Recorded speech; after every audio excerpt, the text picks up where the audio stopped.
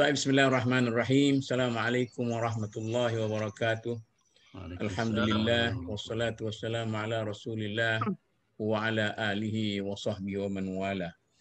Berjumpa lagi kita dengan dalam siri dialog kita, dan pada kali ini kita beralih daripada dialog masjid kepada dialog dakwah. Ini adalah siri yang pertama dialog dakwah kita, dan kita menampilkan tajuk yang sangat mudah.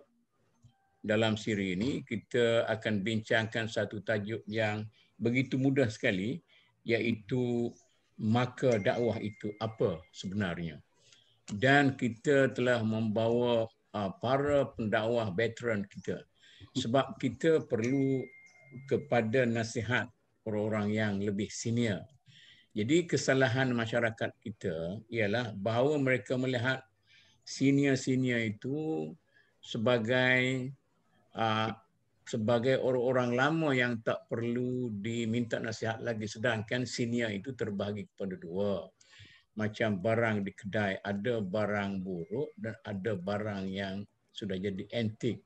Yang kita jemput hari ini mereka senior-senior yang sudah mencapai martabat antik, jadi lebih mahal daripada benda-benda yang baru.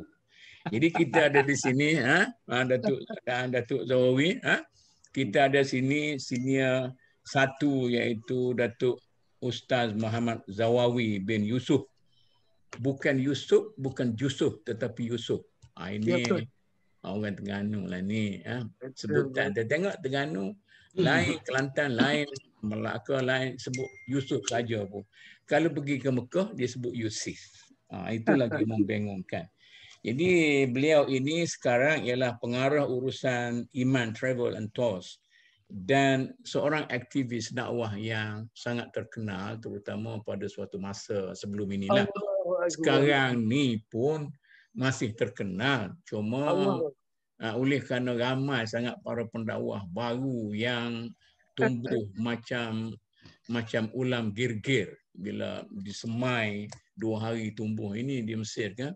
Siapa yang tak makan girgir di Mesir, maka dia juga tidak menikmati bekas air sungai Nile. Ini oleh kerana ramai sangat para pendakwah sekarang ini, jadi mungkin yang betul-betul tokoh pada waktu itu tu sudah kadang-kadang ada, kadang-kadang tak ada, macam Biskut Lu. Kemudian yang kedua, Profesor Emeritus Datuk Zakaria Stapa. Ini orang akademik, bekas dekan Fakulti Pengajian Islam, Universiti Kebangsaan Malaysia, UKM. Ini orang ni betul-betul akademik, mentalitinya, cakapnya, gayanya dan pemikirannya merupakan gaya orang akademik yang tulen. Kemudian yang ketiga, ini seorang pendakwah yang terkenal bukan saja dari segi seorang orator yang bagus, tetapi dia juga seorang bekas yang di-Pertua Yadim. Yang di-Pertua Yadim, kalau tak silap saya, ialah yang paling lama, dan pada waktu itu Yadim paling berkesan. Dia punya aktiviti-aktiviti, sebab beliau adalah seorang yang tahu bagaimana meletakkan institusi di bawah pimpinannya dalam satu kedudukan yang mencari sokongan, bukan mencantas bakat yang datang untuk menyokong. Inilah kelebihan Datuk Nakhai, dan saya rasalah mula lebih aktif dengan Yadim itu pada zaman pimpinan beliau lah. Sebelum itu sekali-sekala datanglah, tetapi kadang-kala itu dia jadi kering macam embun pagi di sinar cahaya matahari pagi. Kemudian kita ada lagi Datuk Wira Dr. Ismail Ibrahim. Bagaimana moderator ini rasa seronok kerana jumpa kawan-kawan. Kawan-kawan yang meskipun kadang-kadang lama tidak berjumpa, tetapi sangat dekat di hati. Beliau ini bekas profesor di UIA. Belum tu pun UKM. Sejarah akademiknya panjang, dan bekas ketua pengarah IKIM. Bagi saya di IKIM juga beliau mempunyai sejarah yang begitu cemerlang dan masa yang panjang juga. Dan kemudiannya jawatan kuasa fatwa pengurusi Jawatan Kuasa Fatwa Majlis Hal-Ehwal Agama Islam Malaysia, yang pada waktu beliaulah berjaya menunjukkan fatwa-fatwa yang praktikal, sederhana dan sebagainya, dan tidak pernah melanggar etika, kerana beliau cukup arif dengan apa itu kuasa pusat, apa itu kuasa negeri dan sebagainya. Yang kacau-kacau itu selepas beliau. Ini saya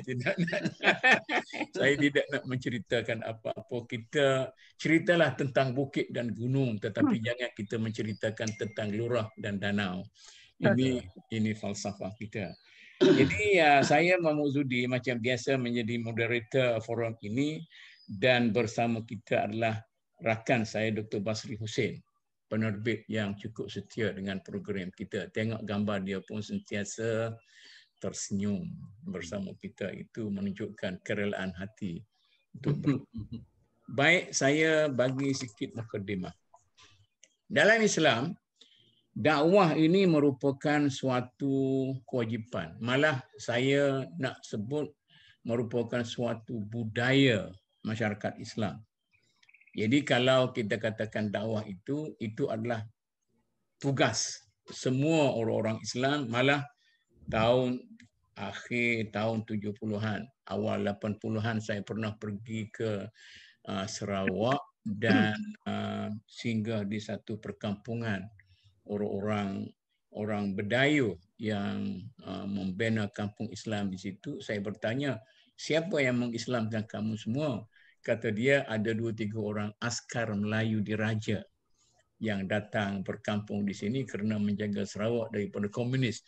Saya terkejutlah, bukan Datuk Zawawi yang pergi mengislamkan orang di sana, tapi tentera. Maknanya itulah dakwah. Setiap orang Muslim merasakan dirinya bertanggungjawab untuk melaksanakan dakwah. Panduan kita saya hanya nak sebut dalam Al-Quran, tak sebut dalam hadis dan dalam sirah dan sebagainya. Saya nak pungut 2 ayat daripada Al-Quran Al-Karim. Ayat yang pertama, Bismillahirrahmanirrahim. Wal takum minkum ummatun yad'una ilal khairi wa ya'muruna bil ma'ruf wa yanhauna 'anil munkar wa ulaika humul muflihun. Intonasi itu kurang sedap sikit kerana Datuk Mail ada depan kan. Al-khairi bukan khairi khair. Maknanya ini adalah satu gesaan yang berasaskan menggunakan perkataan suruh. Maknanya itu adalah tanggungjawab semua, tetapi semua satu golongan yang tidak ditentukan siapa. Maknanya tafsiran dulu mengatakan kalau sudah ada satu golongan dalam masyarakat itu yang melaksanakan tugas dakwah, maka masyarakat itu akan terlepas daripada keseksaan api neraka dan kutukan Allah Subhanahu Wa Taala.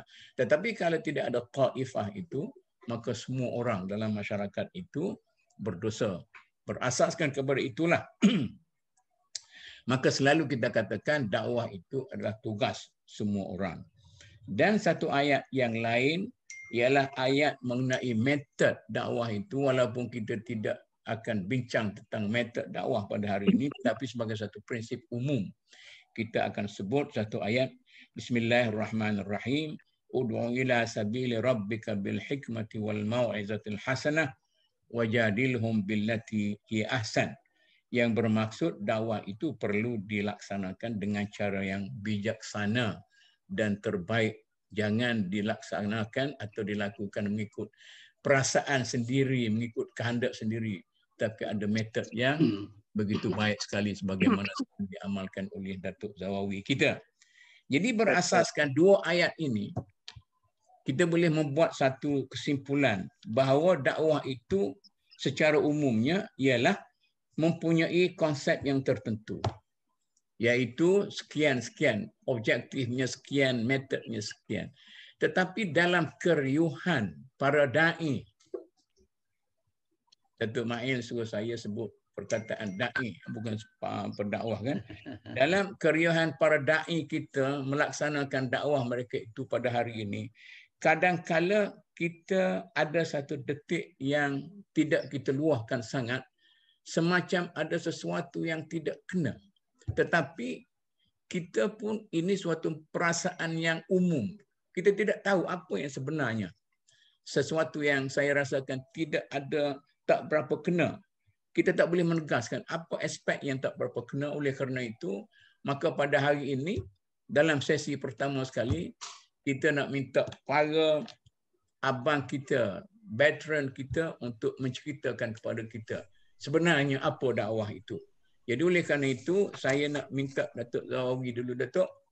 Sebagai seorang pengamal dakwah dalam konsep yang difahami oleh masyarakat kita sekarang ini.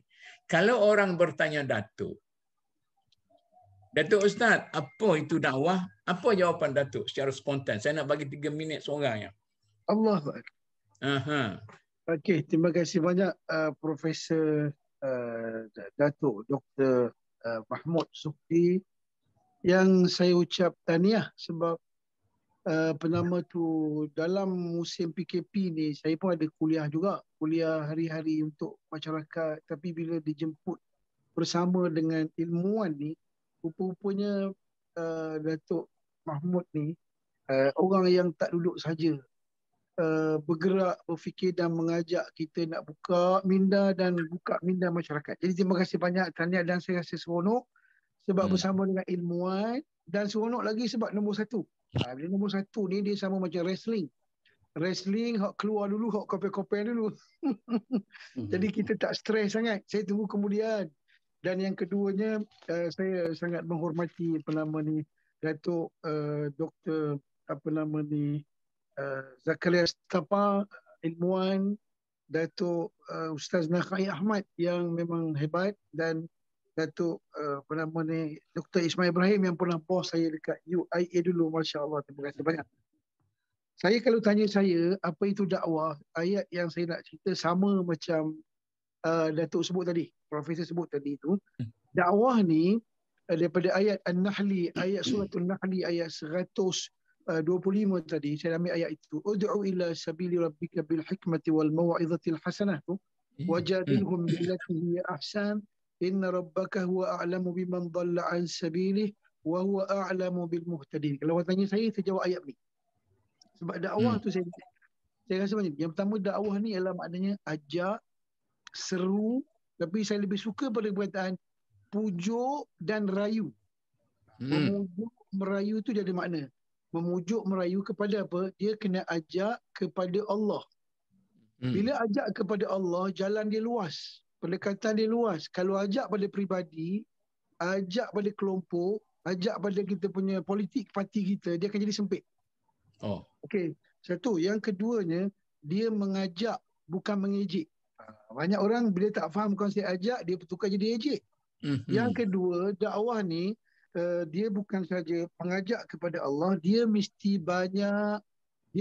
bukan banyak cakap, tapi dia kena banyak buat.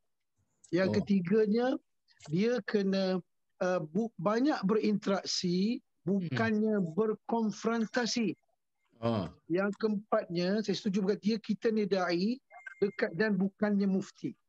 Okey, itu satu. Yang keduanya, bila ajak kepada yang metod disebut ayat tadi, 3 ayat tu, bila sebut dakwah ni, dia ada yang pertama bil hikmah wal mau'izatil hasanah wajadilhum, maknanya manusia ni rupanya ada 3 jenis. 3 jenis. Yang pertama, jenisnya yang cerdik, yang baik, kemudian boleh terima kebenaran, cuma nak tengok hujah, tengok bukti, dia memang cari benar, maka yang itu dengan al-hikmah. Al-hikmah maknanya dengan bil ilmi wal burhan wal dalil, dia mudah terima. Itu bil hikmah. Yang kedua jenis manusia ialah dia tak cerdik sangat, tapi hatinya bersih. Dia dalam hati ada taman. Dia suka kebaikan. Yang ni kalau dengar mau'izah hasanah, cerita kebaikan, dia akan mudah terima. Dan yang ketiganya, jenis orang ketiga, jenis kepala, orang yang sebut bengong punya orang, tak dengar cakap, nak menang sendiri. Orang ni kena bermujadalah. Tapi Allah sebut wajadilhum billati, berjidal dengan dia bukan dengan baik, tapi berjidal dengan ahsan, dengan cara terbaik. Dan cara terbaik itu, kata Al-Imam Al-Lusi, cara terbaik itu maknanya lah kalau dia buat kita yang tak baik, kita balas baik. Kalau baik, balas baik dah biasa. Itu maknanya wajadilun billati. Okey, satu. Yang keduanya, saya nampak bila diterangkan saya apa itu dakwah. So dakwah ni saya sebut, saya rasa dakwah ialah dia mesti oleh kerana untuk Allah. Jadi kita yang mengajak tu juga mesti dekat dengan Allah. So bila kita dekat dengan Allah, kita ajak pergi dengan Allah, cepat tangkap. Itu panggil heart to heart. Kalau kita dengan Allah durhaka, kita jauh dengan Allah, macam mana boleh ajak orang dekat dengan Allah? Sebagaimana yang kita semua tahu, faqidu syai' la yu'tih.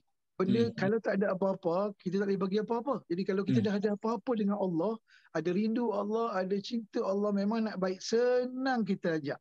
Satu lagi, kalau orang tanya saya apa itu dakwah, saya rasa dakwah ni yang disebut tadi, dia sebut apa? Dakwah ni dia itu mestilah kena anggap dakwah ni projek mega. Sorry.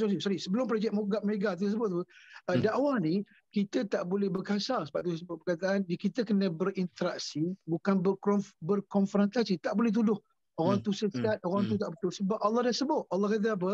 Allah kata tadi ayat tadi, Allah kata apa dia? Allah lebih tahu, wa huwa a'lamu. Allah tahu biman dhalla an sabili. Allah dah tahu siapa sesat. Jadi kita tak perlu menyesatkan orang mengatakan, Allah dah tahu. Dan lagi satu dakwah ni Allah Taala sebut, wa huwa a'lamu bil muhtadin. Allah lebih tahu siapa dapat hidayah. Maksudnya hidayah ni kalau tengok root word dia macam hadiah. Ada. Jadi hadiah ni, nak bagi hadiah kena bungkus cantik-cantik, bagi lawa-lawa, kita bagi barulah mudah terima. Kalau kita bungkus tidak, main baling je, orang tak nak terima. Jadi hadiah tu kena buat cantik macam tu. Maaf, nota jatuh habis ilmu. Lagi satu, oleh kerana hidayah ni projek mega. Projek mega ni projek Allah, projek Rasulullah. Bila projek Rasulullah, dia melibatkan ramai orang. Dan dia kena melibatkan jadi ustaz, tok guru, orang muda, orang tua, TV, kena banyak. Dan lagi satunya, dia bukan saja melibatkan ramai orang, dia kena banyak cara. Jadi saya rasa dakwah bahasa Melayu yang sebut macam ni, hendak 1000 daya, tak nak 1000 dalih, dalam dakwah kena tukar ayat lain. Hendak 1000 daya, mahu 1000 cara. Kena banyakkan cara. Kena ceramah, seminar, TV, internet, IG, guna siapa sahaja, dan kita akan hebat dan cemerlang. Dan akhir sekalinya, dalam dakwah saya nampak, nahnu mukallafuna bil amal. Kita disuruh beramal. Fokus pada amal, walasna mukallafina bin nata'ij. Kita bukan nak tengok berapa ramai orang, berapa tambah orang. Yang penting utama, amal dulu, natijah serah pada Allah. Sekian. Assalamualaikum. Terima kasih, Datuk. Kadang-kadang kita ni sebagai orang yang mendengar, mengikuti dakwah, termasuklah saya sendiri, kadang-kadang kita rasa bengong. Tak tahu ke mana orang ni bawa sini, orang ni bawa sini, orang ni bawa sini. Macam dia, komen saya, komen awal lah. Macam duduk atas perahu besar, kemudian masing-masing ada pengayuh, masing-masing kayu. Yang ni kayu kok ni, yang tu kayu kok ni. Akhir sekali, pengayuh tu belaga sama sendiri. Jadi saya nak tanya Datuk Zakaria Stapo, orang akademik lah biasa. Alhamdulillah. Dia boleh bagi panduan. Kalau kita nak lihat skop dakwah itu, biar maknanya jelas. Pendakwah kita nak berdakwah kena jelas dia punya skop lah. Misalnya, jangan pula dia cerita tentang ekonomi. Orang tanya ekonomi bagaimana lebih baik pada Islam. Tanya ubi kayu lah lebih baik sebab ubi kayu ni sekian. Dia baca dulu. Macam mana Datuk? Saya ni mulut saya macam tu lah. Saya sikit pada mulut Mahathir. Ya, okay. Assalamualaikum warahmatullahi wabarakatuh. Moderator ataupun pengurusi, kemudian panel-panel semua. Pengurusi hari ini dia panggil 5 bekas. Nak isi apa? Tak tahu bekas banyak sangat ni. 4 ya. 4 apa? Moderator pun bekas juga. Tahu ke perkataan mantan? Sebenarnya saya sekarang tak sebut mantan. Sebab apa? Mantan ni orang yang berfungsi pada awalnya, sekarang tak berfungsi langsung. Oh gitu? Itu saya tak sebut mantan tu. Jadi bekas tu? Bekas okey. Itulah maknanya bekas yang banyak ni mudah-mudahan boleh diisi lah apa-apa yang patut. Jangan pula apa ni dibiarkan bekas tu tanpa diisi dengan apa-apa. InsyaAllah ada isi. Tanya teman yang dikata ada isi semua. Jadi kalau nak bercakap soal apa ni skop, saya melihat tentang apa yang tadinya telah dijelaskan oleh apa ni Datuk Nawawi, bahawasanya dakwah ini adalah mengajak. Mengajak itu pula adalah mengajak kepada Allah. Kemudian ajakan itu adalah ajakan kepada Allah dengan apa ni metod-metod yang berbagai-bagai tadi. Sebagai seorang yang selalu bergelomang dengan apa ni dakwah dan sebagainya, beliau telah menjelaskan tentang apa cara dan sebagainya tadi. Jadi kalau dah nak ajak kepada Allah, dan Allah Subhanahu Wa Taala sebenarnya telah menuangkan ataupun memasukkan, meletakkan dalam agama Islam itu sebagai suatu perkara yang menyeluruh dalam kehidupan. Daripada perkara-perkara yang apa ini bagaimana kita hendak apa tu berekonomi, nak bersosial dan sebagainya. Jadi saya melihat skop tentang apa ini dakwah ini tidak hanya tertumpu kepada aspek-aspek yang berkaitan dengan agama, sebab perlu juga diperluaskan kepada perkara-perkara yang menjadi sebahagian daripada apa ni gaya hidup kita dalam Islam. Maknanya kalau misal katakan sampai sekarang pun kita masih juga apa ni ada kalangan orang yang merasakan bahawasanya kalau berkata atau bercakap tentang dakwah, dia merujuk kepada asal-asal hal-hal yang berkaitan dengan agama secara yang sedikit. Saya masih juga ada teringat tentang apa ni majlis dakwah negara ni. Ada orang memperdikaikan saya nak bagi sumbangan apa, saya tak reti dalam dakwah ni. Sebab dakwah ini adalah ada kaitan dengan soal-soal agama dan sebagainya. Jadi, agak menyeluruh juga. Tan Sri Zaman Khan lah tu, tanya dulu tu.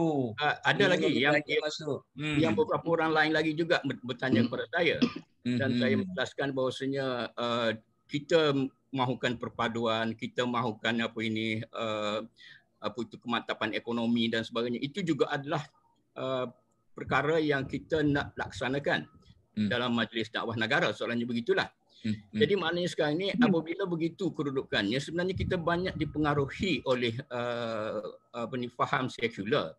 Sekularisme telah bertapak ataupun telah menguasai pemikiran umat Islam sehinggalah kepada sekarang kalau kita lihat di mana agama diletakkan cuma sebagai satu bahagian kecil daripada keseluruhan kehidupan. Jadi maknanya dan kecil itu pula cuma diketepikan dan hanya dia punya rujuk pada ketika-ketika tertentu yang diperlukan. Itu sememangnya apa yang berlaku dalam sekularisme. Maka kalau kita kembali kepada apa ni Islam sebagai satu cara hidup, sebagai satu yang syumul dan sebagainya, maka skop yang kita hendak tunjulkan dalam dakwah ini, sama ada dakwah yang tadi tu ada salah seorang Datuk Ismail ke apa? Ismail mana ya? Mungkin Ismail Ali. Ismail Ali, bukan Ismail saya. Ya. Yang mengatakan bahawasanya apa ini juga perlu di-highlight tentang apa dakwah bil hal, dengan maksud bahawasanya kehidupan kita juga harus apa ini menggambarkan tentang unsur-unsur dakwah supaya apa ini mengajak orang atau ke arah untuk nak hidup dalam keadaan yang apa ini dikehendaki Allah Subhanahu Wa Taala tersebut. Jadi dengan itu kalau melihat dari segi itu, dari segi skopnya kelihatan ia adalah menyeluruh, tidak cuma kepada apa yang so-called agama itu. Sebab agama itu sendiri dalam Islam adalah keseluruhan kehidupan. Jadi maknanya sekarang ni apa benda yang menjadi masalah pada satu ketika harus di-tackle oleh kumpulan yang dikatakan sebagai pendakwah ini untuk nak menaikkan ataupun untuk nak memberikan pencerahan supaya perkara itu diambil tindakan oleh apa ni kalangan ummah.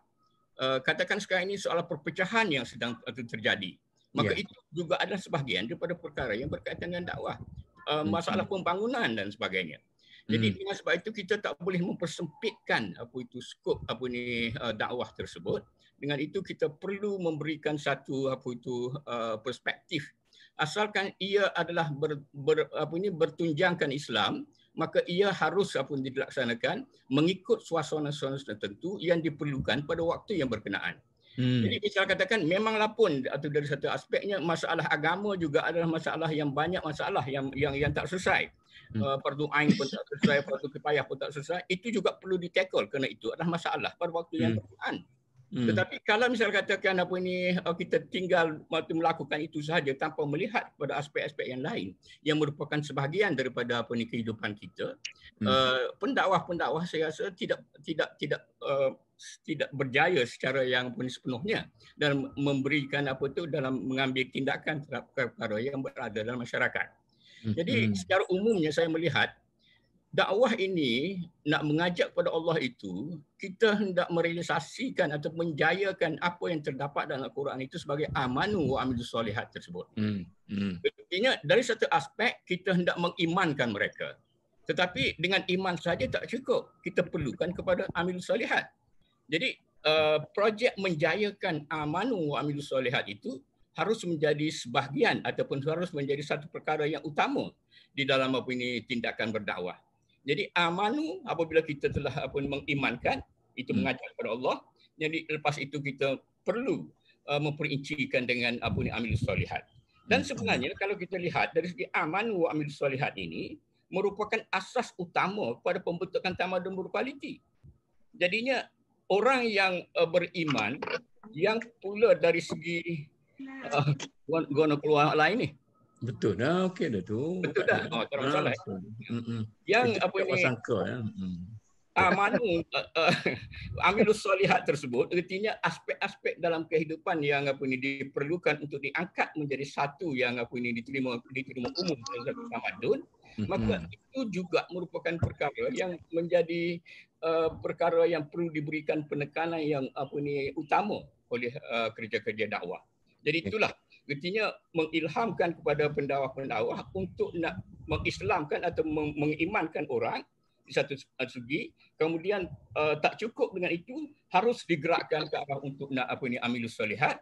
Kemudian kedua-dua itu merupakan asas kepada pembentukan tamadun. Itu saya rasa perlu untuk sekarang ini. Ya, terima kasih Datuk. Itu seorang akademik, dia punya pandangan jelas, arahnya jelas. Maknanya dakwah itu suatu yang komprehensif dan syumul gitu kan. Tak boleh nak cobek-cobek begitu. Itu daripada akademik Datuk Ismail Ali tadi ialah Pesuruhjaya kita di Terengganu lah tu. Mentaliti apa tu kita lah. Okey. Datuk Nakhai pula, Datuk Nakhai sebagai seorang pengurus dakwah yang berpengalaman. Ini satu gelaran yang sangat beliau berhak. Apakah saya nak tanya Datuk melihat pengurusan dakwah itu sebagai satu profession, sebab pengalaman duduk di Yadim lama ni, atau sekadar satu amalan biasa yang boleh dilakukan oleh sesiapa saja dalam masyarakat? Ada kepakaran ke, tak ada kepakaran ke, konsisten ke, acu-acu ke, sebagainya. Saya tak boleh nak mempengaruhi dalam soalan saya. Datuk ni Datuk Mai. Saya dulu lama nak jadi pengasuh Datuk Nasir masa dia digugat sebagai Menteri Besar dulu. Jadi satu masa tu dia jadi menyerlah muda. Datuk Nasir tu orang Persemah. Yang Datuk Nasir yang muda jemput tadi ke macam seolah-olah tak kenal, macam seorang yang kembali muda macam Masya-Allah. Waktu itu. Datuk Nasir kurang sikit dalam gambar ya. Dalam gambar yang nampak muda. Assalamualaikum warahmatullahi wabarakatuh. Waalaikumsalam. Profesor Dr. Mahmud, baik kita adina sekalian. Saya rasa bahawa body dakwah itu sendiri yang untuk kita letakkan sama ada profesional atau perkara biasa gitu. Kita kena lihat body dakwah itu sendiri. Body ya. Kerana bagi saya bahawa dakwah itu adalah sirat al-mustaqim. Jalan yang digunakan ataupun jalan yang dilalui oleh para nabi dan rasul untuk menegakkan agama Allah. Jadi artinya dia instrumen yang sangat besar, yang penting. Tanpa dakwah ini maka tidak ada jalan untuk kita mencapai kepada matlamat menegakkan agama, iaitu kewajipan para nabi dan rasul. Jadi apabila kita sebut instrumen yang penting. Ia merupakan satu gagasan besar. Ya, bukan mega project darilah. Bukan ya, satu gagasan besar yang melibatkan pelbagai profesion. Ya. Jadi gagasan besar ini menentukan, meluruskan perjalanan ekonomi, politik, budaya dan sebagainya. Itu untuk menegakkan agama. Datuk. Nanti sikit lagi Datuk. Katakanlah sikit lagi saya nak jemput bekas pemerintah tentera kita. Boleh ke dia jawab, saya tak tahu dakwah ni, saya bekas tentera. Dia boleh jawab macam tu ke macam mana? Ataupun yalah, sepatutnya memang dia tak tahulah. Kalau dia dah tak tahu kan, bukan saja tentera tu tak tahu. Banyak orang lain juga tak tahu apa body dakwah itu, di mana letak dakwah itu kan. Jadi mungkin dia menjalankan kerja dakwah tapi dia tak tahu apa dia. Itu ya. Mana dia boleh hadir lah. Ya. Jadi instrumen yang penting ini untuk menegakkan agama. Sedangkan agama itu sendiri adalah kerangka pembinaan kehidupan, iaitu dalam kerangka membina kehidupan berdasarkan acuan yang ditentukan dalam agama Allah itu, iaitu untuk membangun bumi. Untuk membangun bumi supaya ataupun imaratul ard, supaya menjadi tempat yang terbaik yang dihuni oleh makhluk yang ada dalam di bumi itu, diurus oleh agama ini. Sebab itu agama bukan sekadar ritual, tetapi agama dalam pengertian Islam ialah suatu sistem mengurus pembangunan bumi, imaratul ard, wa ansha'akum minal ard wasta'marakum fiha. Jadi jalan tadi, instrumen dakwah itulah yang menggerakkan seluruh potensi kemanusiaan dalam semua bidang ekonomi politiknya untuk menegakkan agama sebagai suatu kerangka pembangunan berasaskan kepada syariat. Jadi dakwah ni tak boleh kata profession untuk tidak, tapi dakwah itu digerakkan oleh pelbagai profession dengan keahlian dalam bidang-bidang ekonomi, politiknya dan ilmu dan intelektualnya untuk memastikan bahawa bumi ini dibangunkan secara yang terbaik, menjadi tempat yang terbaik untuk dihuni oleh manusia. Ini adalah pengertian fitrah yang fitrah kemanusiaan itu sendiri. Jadi yang ditentukan oleh yang menjadi instrumen para nabi dan rasul. Maka orang yang beriman pada perjalanan nabi dan rasul harus menggerakkan dakwah itu berterusan menuju pada matlamat yang sama. Jadi ini dakwah. Jadi sebab itu saya tak setuju kalau dikatakan dakwah itu satu profession untuk buat satu kerja tertentu, umpamanya untuk mengajak orang membentuk pribadi manusia itu saja, tidak. Ataupun ianya tidak main-main saja. Lagi yang saya tak setuju ialah suatu profession untuk cari makan. Yang tu lagi lah saya tak setuju. Dia macam merendahkan gagasan besar yang dilaksanakan oleh para nabi dan rasul itu, rendahkan serendah-rendahnya jadi instrumen dari profession cari makan. Ini menghina dakwah. Kalau ada orang yang menggunakan dakwah itu sebagai profession cari makan, ia sebenarnya menghina dakwah.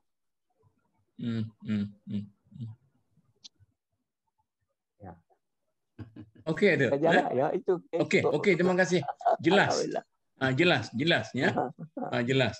Jadi berasaskan kepada pengalaman Datuk sebagai seorang yang mengurus dakwah melalui sebuah institusi dalam ada macam-macam warna, itu kita boleh faham tadilah, tapi maksudnya ialah sifatnya universal, berbagai-bagai jenis profession boleh masuk di situ.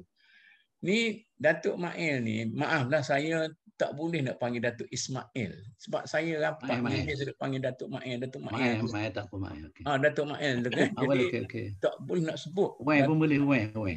Datuk Wei. Datuk Wei jadi Kelantan pula lah. Jadi Datuk Ismail ni, dia, saya, pada pandangan saya, beliau ini sentiasa melihat Islam dalam skop yang luas. Tak adalah Islam berasaskan lubang dot tu, tak adalah. Islam yang syumul, yang Islam yang komprehensif dan berasaskan kepada pandangan yang komprehensif dan syumul ini. Saya nak tanya Datuk dari segi kedudukan dakwah dalam Islam itu, bagaimana dakwah dari perspektif Islam yang syumul dan komprehensif pada pandangan Datuk lah. Silakan. Okay, Assalamualaikum warahmatullahi wabarakatuh. Salam. Datuk Mud dan saya panggil Datuk Mud ya. Ya, betul. Dia panggil biasa macam tu kita ni. Kemudian Pak Ya Zakaria. Ya, betul. Ustaz kita ni kita panggil Ustaz Lazawi ni, Datuk Zawi. Jadi gini dia saya setuju dengan pandangan semua tadi, seolah-olah kesimpulan lah saya nak akhirkan dalam permulaan ni lah. Kesimpulannya semua orang itu adalah pendakwah. Sebab dakwah dalam makna yang luas ni, makna termasuk bidang pendidikan, asuhan, tarbiyah dan sebagainya, itu dakwah. Sebab tu Nabi sebut kullukum ra'in wa kullu ra'in mas'ulun an ra'iyatih.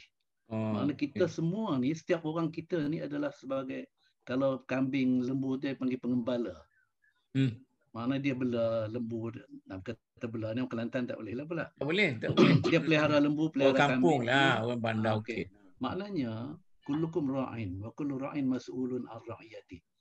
Makna dia bertanggungjawab, makna dia kena dakwah dan dia kena didik dan dia kena asuhkan orang di bawah pimpinan dia tu menjadi macam dia lah.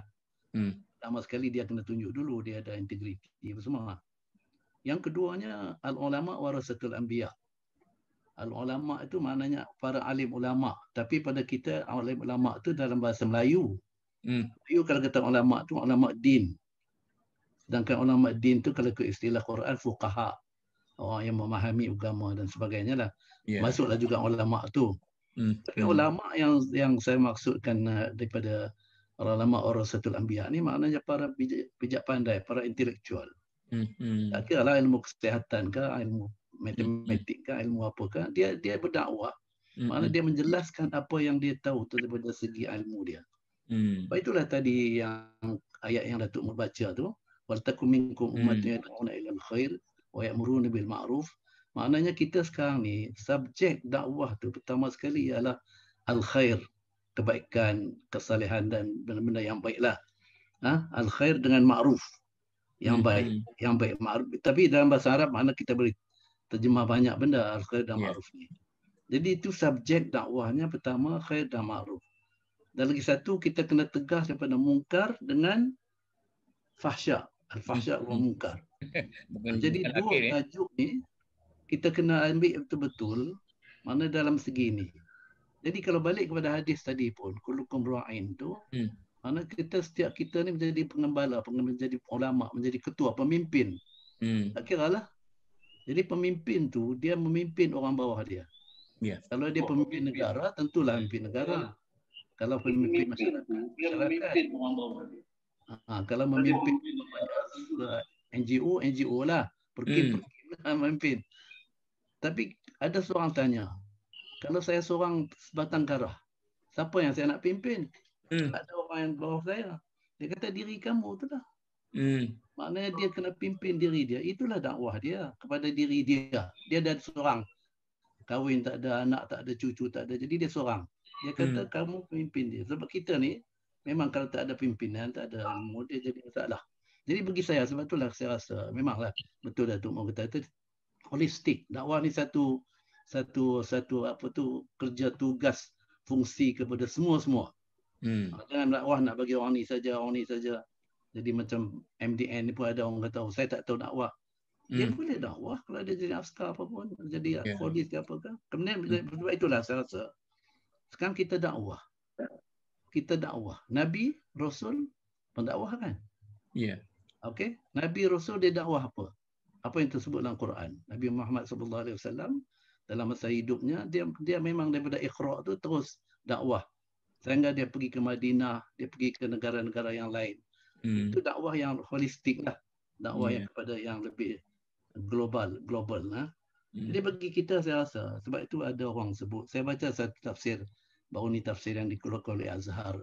Ini Azhar ni maknanya dia menyambut 1000 tahun dia dulu. Dia sebut Quran tu sebenarnya ada 3 benda yang kita kena bawa kepada orang ramai. Pertama dia kata naba' man qablana. Berita tentang orang sebelum daripada kita. Makna sebelum daripada Nabi Muhammad sampai Nabi Muhammad semua tu, itu naba' man qablana. Berita-berita, perkara-perkara apa yang berlaku kepada mereka. Nabi Nuh bawa orang dalam but dan sebagainya tu, itu yang berlaku sebelum dia. Kita kena bawa benda tu, kena cerita pada orang. Yang kedua dia kata khabar ma ba'dana. Cerita-cerita Quran, apa yang diceritakan tentang apa yang akan berlaku selepas kita semua dah tak ada di bumi ni. Hari akhirat, balasan surga neraka dan sebagainya. Kemudian yang ketiga dia kata, itu sebetulnya dia di tengah-tengah sebetulnya. Yang sebelum kita, selepas kita dan masa kita. Hukum bainana. Apa antara kita sekarang ni?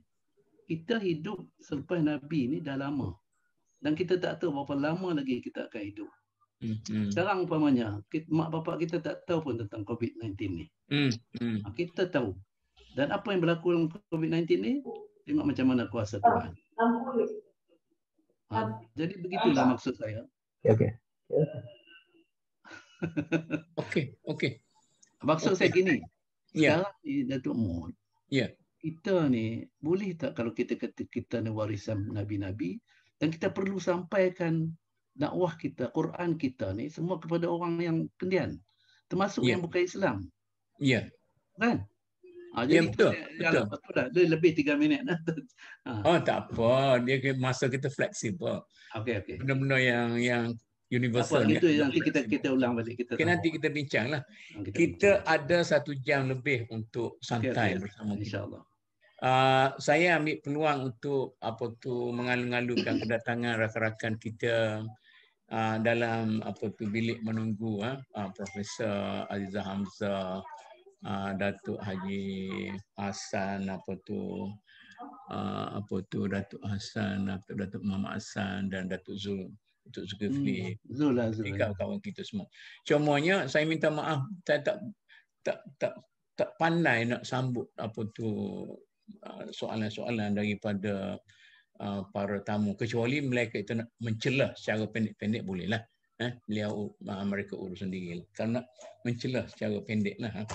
Okey, sekarang ni kita ada beberapa soalan yang terbuka yang kita cuba santai sesama kita lah.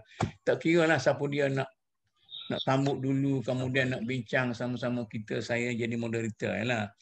Jadi soalnya sekarang ni, masa saya muda-muda dulu, bila orang kata dakwah itu adalah tugas khusus para ustaz, kita marahlah, apanya beban kat kita saja. Awak peniaga kaya-kaya, saya ustaz kena pergi syarah dakwah siang malam, siapa kereta rusak tengah jalan nak baiki pun tak boleh, tak ada duit. Itu sebab tu kita kata dakwah tu adalah tugas semua orang. Tapi sekarang ni bila setengah orang kita ni dia rasa lawyer tengok kepada gelagat para pendakwah kita lah. Sebenarnya para pendakwah ni orang-orang yang bagus, tetapi oleh kerana masing-masing itu ada cara tersendiri, tidak distruktur dengan baik, tidak diberi latihan dengan baik, maka macam saya katakan tadi lah, ibarat sebuah kapal besar, semua ada pengayuh dan pengayuh masing-masing, akhir kapal tu duduk situ tak bergerak ke mana-mana. Kadang-kadang orang pula bingung tengok 1, 2, 3, 4 nak ikut yang mana ni tak tahu. Belaga pengayuh kukar. Jadi macam tu. Soalan ini saya tanya kepada semua. Siapa nak mula dulu? Silakan. Yang mula siapa nak mula dulu? Tuna Khain nampak? Lah. Tuna Khain. Ya, kalau sekiranya kita melihat kepada contoh Rasulullah SAW Kerja dakwah ini bukan kerja yang orang kata Profesional. bukan kerja yang pakai siapa-siapa nak buat begitulah, kau sukalah. Ya. Tapi ada satu perancangan induk, ya, perancangan induk yang besar. Jadi semua kegiatan-kegiatan walaupun oleh individu walaupun dibuat oleh individu atau satu kumpulan ataupun satu organisasi dan sebagainya, mesti berdasarkan kepada kerangka induk itu supaya betul-betul apa yang kita lakukan menuju kepada matlamat menegakkan agama. Jadi yang menjadi punca kepincangan sekarang ini, yang kayuh macam-macam itu, kerana tak ada kapten yang betul-betul powerful, yang punya kekuatan. Jadi kekuatan ini sebenarnya kekuatan bukan sekadar kekuatan negara atau tapi kekuatan satu umat yang kita adalah Kapten Syamsuddin negara, ya. Kita perlu pada perancangan negara itu sendiri. Jadi sekarang masalahnya sekarang negara itu sendiri tidak memahami kepentingan dakwah itu. Ya. Di mana dia letak dakwah? Inilah. Bukan dia letakkan dakwah sebagai kerangka besar untuk pembangunan negara. Ya. Walaupun dia mengisytihar negara itu negara Islam pun, ya, tapi tidak meletakkan dakwah itu pada sebagai tadi sirat, jalan, gagasan besar untuk menegakkan agama. Yang ni yang jadi pincang. Jadi masing-masing buat ikut-ikut masing-masing. Yang baiknya, yang tak baiknya, niat betulnya, niat tak betulnya, macam-macam memperalatkannya. Ini yang menyebabkan berlaku pincangan sekarang. Sehingga orang jadi keliru. Tapi kalaulah sekiranya dalam walaupun bukan negara itu sendiri, ya, dalam negara kita, pembentukan negara kita ada 3 sektor. Sektor awam, sektor swasta, dan NGO. Yang ketiga ini, yang penting ini, sektor agama. Ya. Jadi sekarang apabila sektor agama itu sendiri memainkan peranan hanya untuk memberi kesedaran supaya manusia itu buat baik. Sekadar itu saja. Tetapi tidak ada perancangan yang dikehendaki agama, imaratul ardh menjadi tempat yang terbaik. Jadi oleh kerana itu maka sektor agama itu tidak bergerak, hanya sekadar macam tadi ikutlah ajak orang semayang, ajak bina masjid, sekadar itu. Sepatutnya sektor agama ini memainkan peranan yang penting untuk imaratul ardh, ya, dan mempunyai kekuatan sama seperti kekuatan sektor awam dan swasta untuk membina kehidupan kaum muslimin, ya, berdasarkan kepada kuasa-kuasa yang ada pada mereka. Jadi ini yang tidak berlaku. Orang tak faham tentang dakwah itu sendiri. Oh, ini section dakwah. Ini section apa, ini kebajikan. Ini tidak merupakan dakwah yang menyeluruh. Dan dengan sebab itu kita berlaku perbincangan. Dan kesedaran ini tidak ada di kalangan pengurus-pengurus agama. Pengurus-pengurus yang menjalankan, membangunkan sektor agama. Jadi itulah yang menyebabkan kepincangan yang berlaku. Okey. Siapa dia nak sambung ni? Ya, Datuk. Ya, saya nak cakap sikitnya. Ya. Pada dasarnya saya lihat keperluan utama kepada kerja-kerja dakwah ni adalah satunya ilmu dan keduanya skill. Kalau ilmu ada tapi skill tak ada pun ada masalah juga. Jadi dalam hal-hal tertentu kita berhadapan dengan kumpulan orang yang agak ramai yang dari segi ilmunya adalah bermasalah dari segi pelbagai bidang lah. Jadi dengan itu maknanya kita mesti ada kumpulan yang mempunyai ilmu, dan bersama-sama dengan penguasaan ilmu dia juga mesti ada skill dari segi menyampaikan isi kandungan yang hendak disampaikan. Kemudian saya melihat dari segi misal katakan pembahagian dalam negara dalam bentuk sektor agama dan sektor bukan agama, saya rasa ini lebih berbau sekularisme. Sebab pada saya semuanya adalah agama, sebab dalam Islam yang memberikan ketentuan nilai dan sebagainya agama yang berada di atas sekali. Yang selain daripada yang lain-lain itu dalam kerja-kerja lain dan sebagainya dalam bentuk ekonomi ke sosial ke pendidikan dan sebagainya harus diberikan panduan oleh agama. Jadi maknanya dalam struktur yang ada sekarang ini adalah struktur sekular yang kita ada. Jadi kita kena rombak ke semua sekali kalau hendak bercakap secara yang lebih komprehensif berkaitan dengan soal bagaimana negara kita ini hendak ditarbiyah berasaskan kepada kehendak-kehendak agama. Jangan maknanya ada bahagian agama dan ada bahagian yang yang tidak agama, kemudian tidak agama itu tidak pun merujuk kepada bahagian agama untuk melaksanakan satu projek, satu misal katakan satu-satu hal yang berkaitan dengan usaha-usaha yang hendak diberikan kepada rakyat dan sebagainya, apakah sesuai dan sebagainya, harusnya mereka itu daripada sektor ekonomi itu mendapatkan pandangan daripada agama. Agama itu penentunya. Itu struktur Islam. Agama duduk di atas. Kemudian yang di bawah-bawah itu sama ada budaya apa semua sekali ini dari segi misal katakan ekonomi, sosial dan sebagainya mestilah merujuk kepada agama. Jadi maknanya sekarang ini saya rasa kalau kita misal kata bercakap tentang nak mewujudkan satu profession khusus kepada kepada pendakwah, kemungkinan yang perlu kita fikirkan ialah tentang bagaimana orang yang rakyat jelata yang ramai itu, yang jahil itu misal katakan hendak kita harap untuk mereka berdakwah. Jadi bercelarulah. Jadilah misal katakan sekarang ni ada kumpulan dakwah pergi berdakwah sedangkan dia sebenarnya ilmunya tak ada. Cuma semangatnya tinggi. Kemudian perlu perlu diperbaiki oleh orang lain pula. Oh tu godai fosil tu.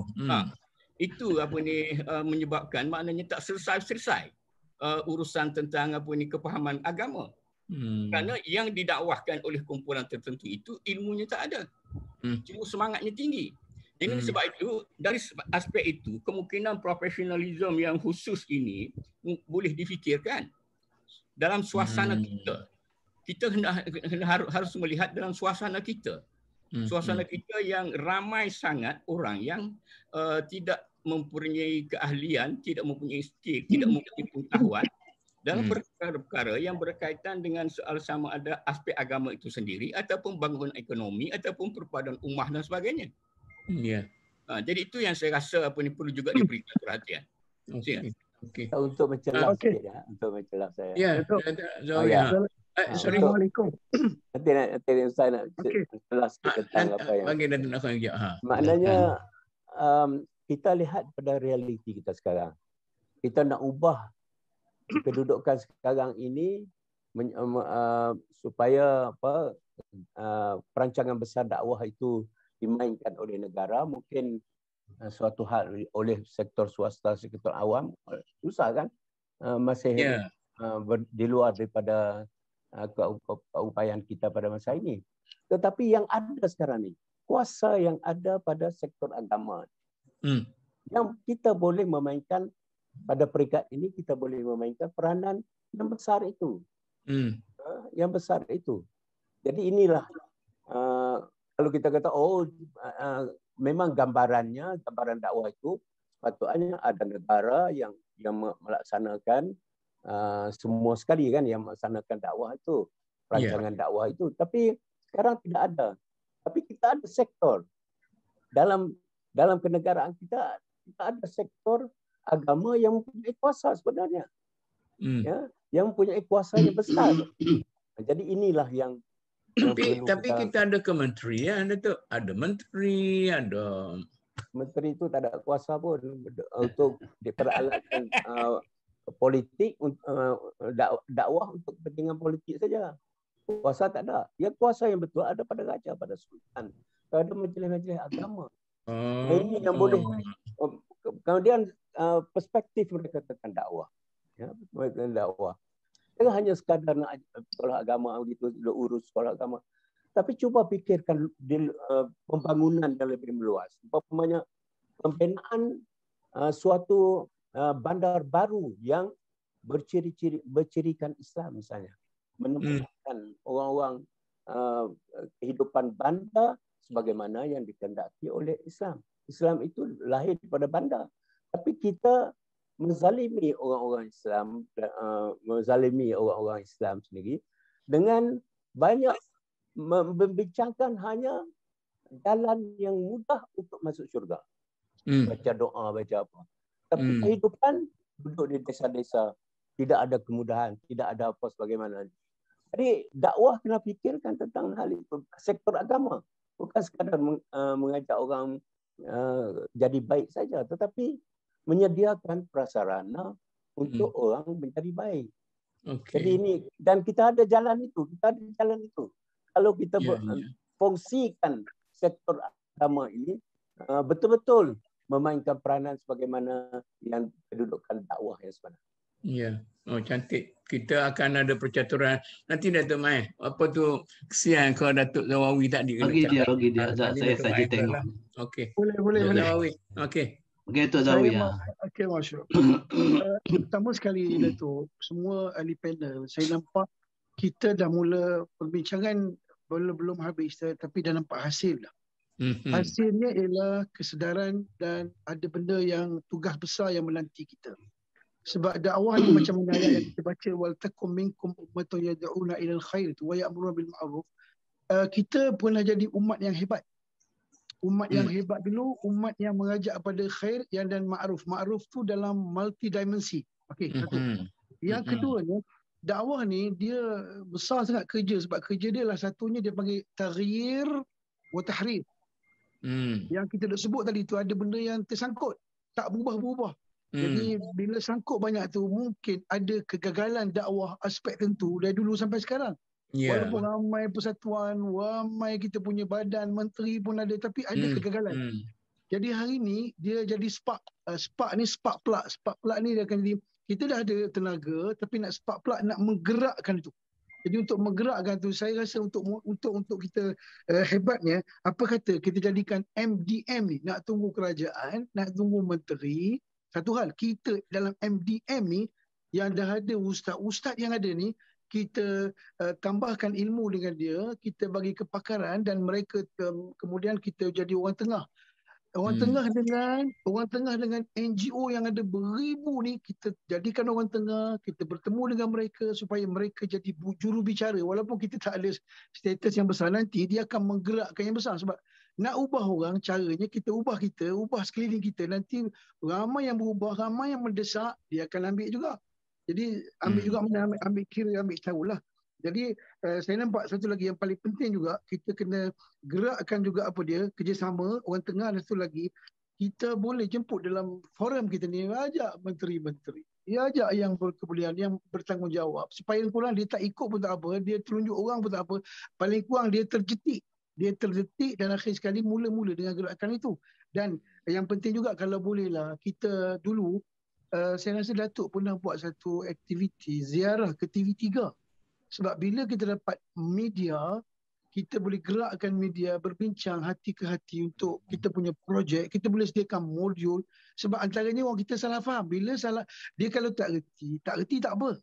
Tak reti tak apa, kita belajar. Tapi kalau salah faham, dia akan salah bertindak. Bila salah bertindak, contohnya konsep agama. Contoh, orang kita silap faham tentang dakwah. Yang pertama, orang kita salah faham apa? Kita salah faham apa itu ibadat, satu. Yang kedua, kita salah faham ahli ibadat. Bila sebut ahli ibadat, ustaz, kupiah, tok mudim, tok sihat, kita lupa polis tu ahli ibadat, doktor tu ahli ibadat, teknokrat ahli ibadat, korporat ahli ibadat. Kita silap faham. Yang kedua, kita salah faham alat ibadat. Bila kita sebut alat ibadat ialah kita ingat tasbih, Quran. Rupanya alat ibadat apa dia?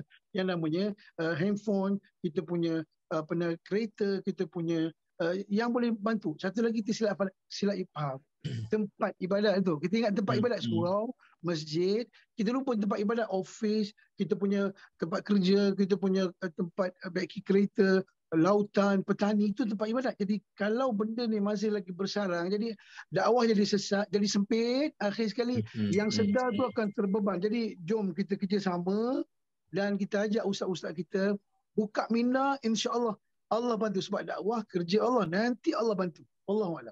Okey, insya-Allah lah. Dulu pernah dah kita jumpa dengan Ketua Polis Negara Tan Sri Syamsuri ajak pergi, kita pergilah. Dengan orang politik puas dah kita bincangnya macam-macam tu lah. Dia berbusing, dia macam gasing. Dia atas paksi dia berpusing. Kita cubalah bincang dengan sektor-sektor yang lain lagi. Datuk Datuk Ingat dakwah dengan politik hebat juga. Apa kata kita punya geng-geng ramai ustaz-ustaz ni ada satu platform nanti untuk mencari kuasa. Apa pendapat? Lain kali cerita. Oh, kita dah iklan dah MDN tidak akan campur politik.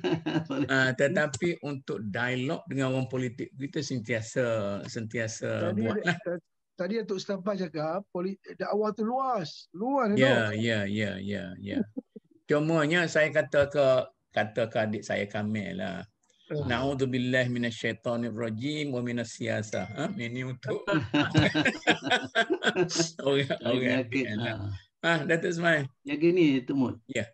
Saya ni kalau kita tengok dalam kuasa-kuasa negara Islam dululah. Ya, sebelum daripada penjajahan ambil alih ni.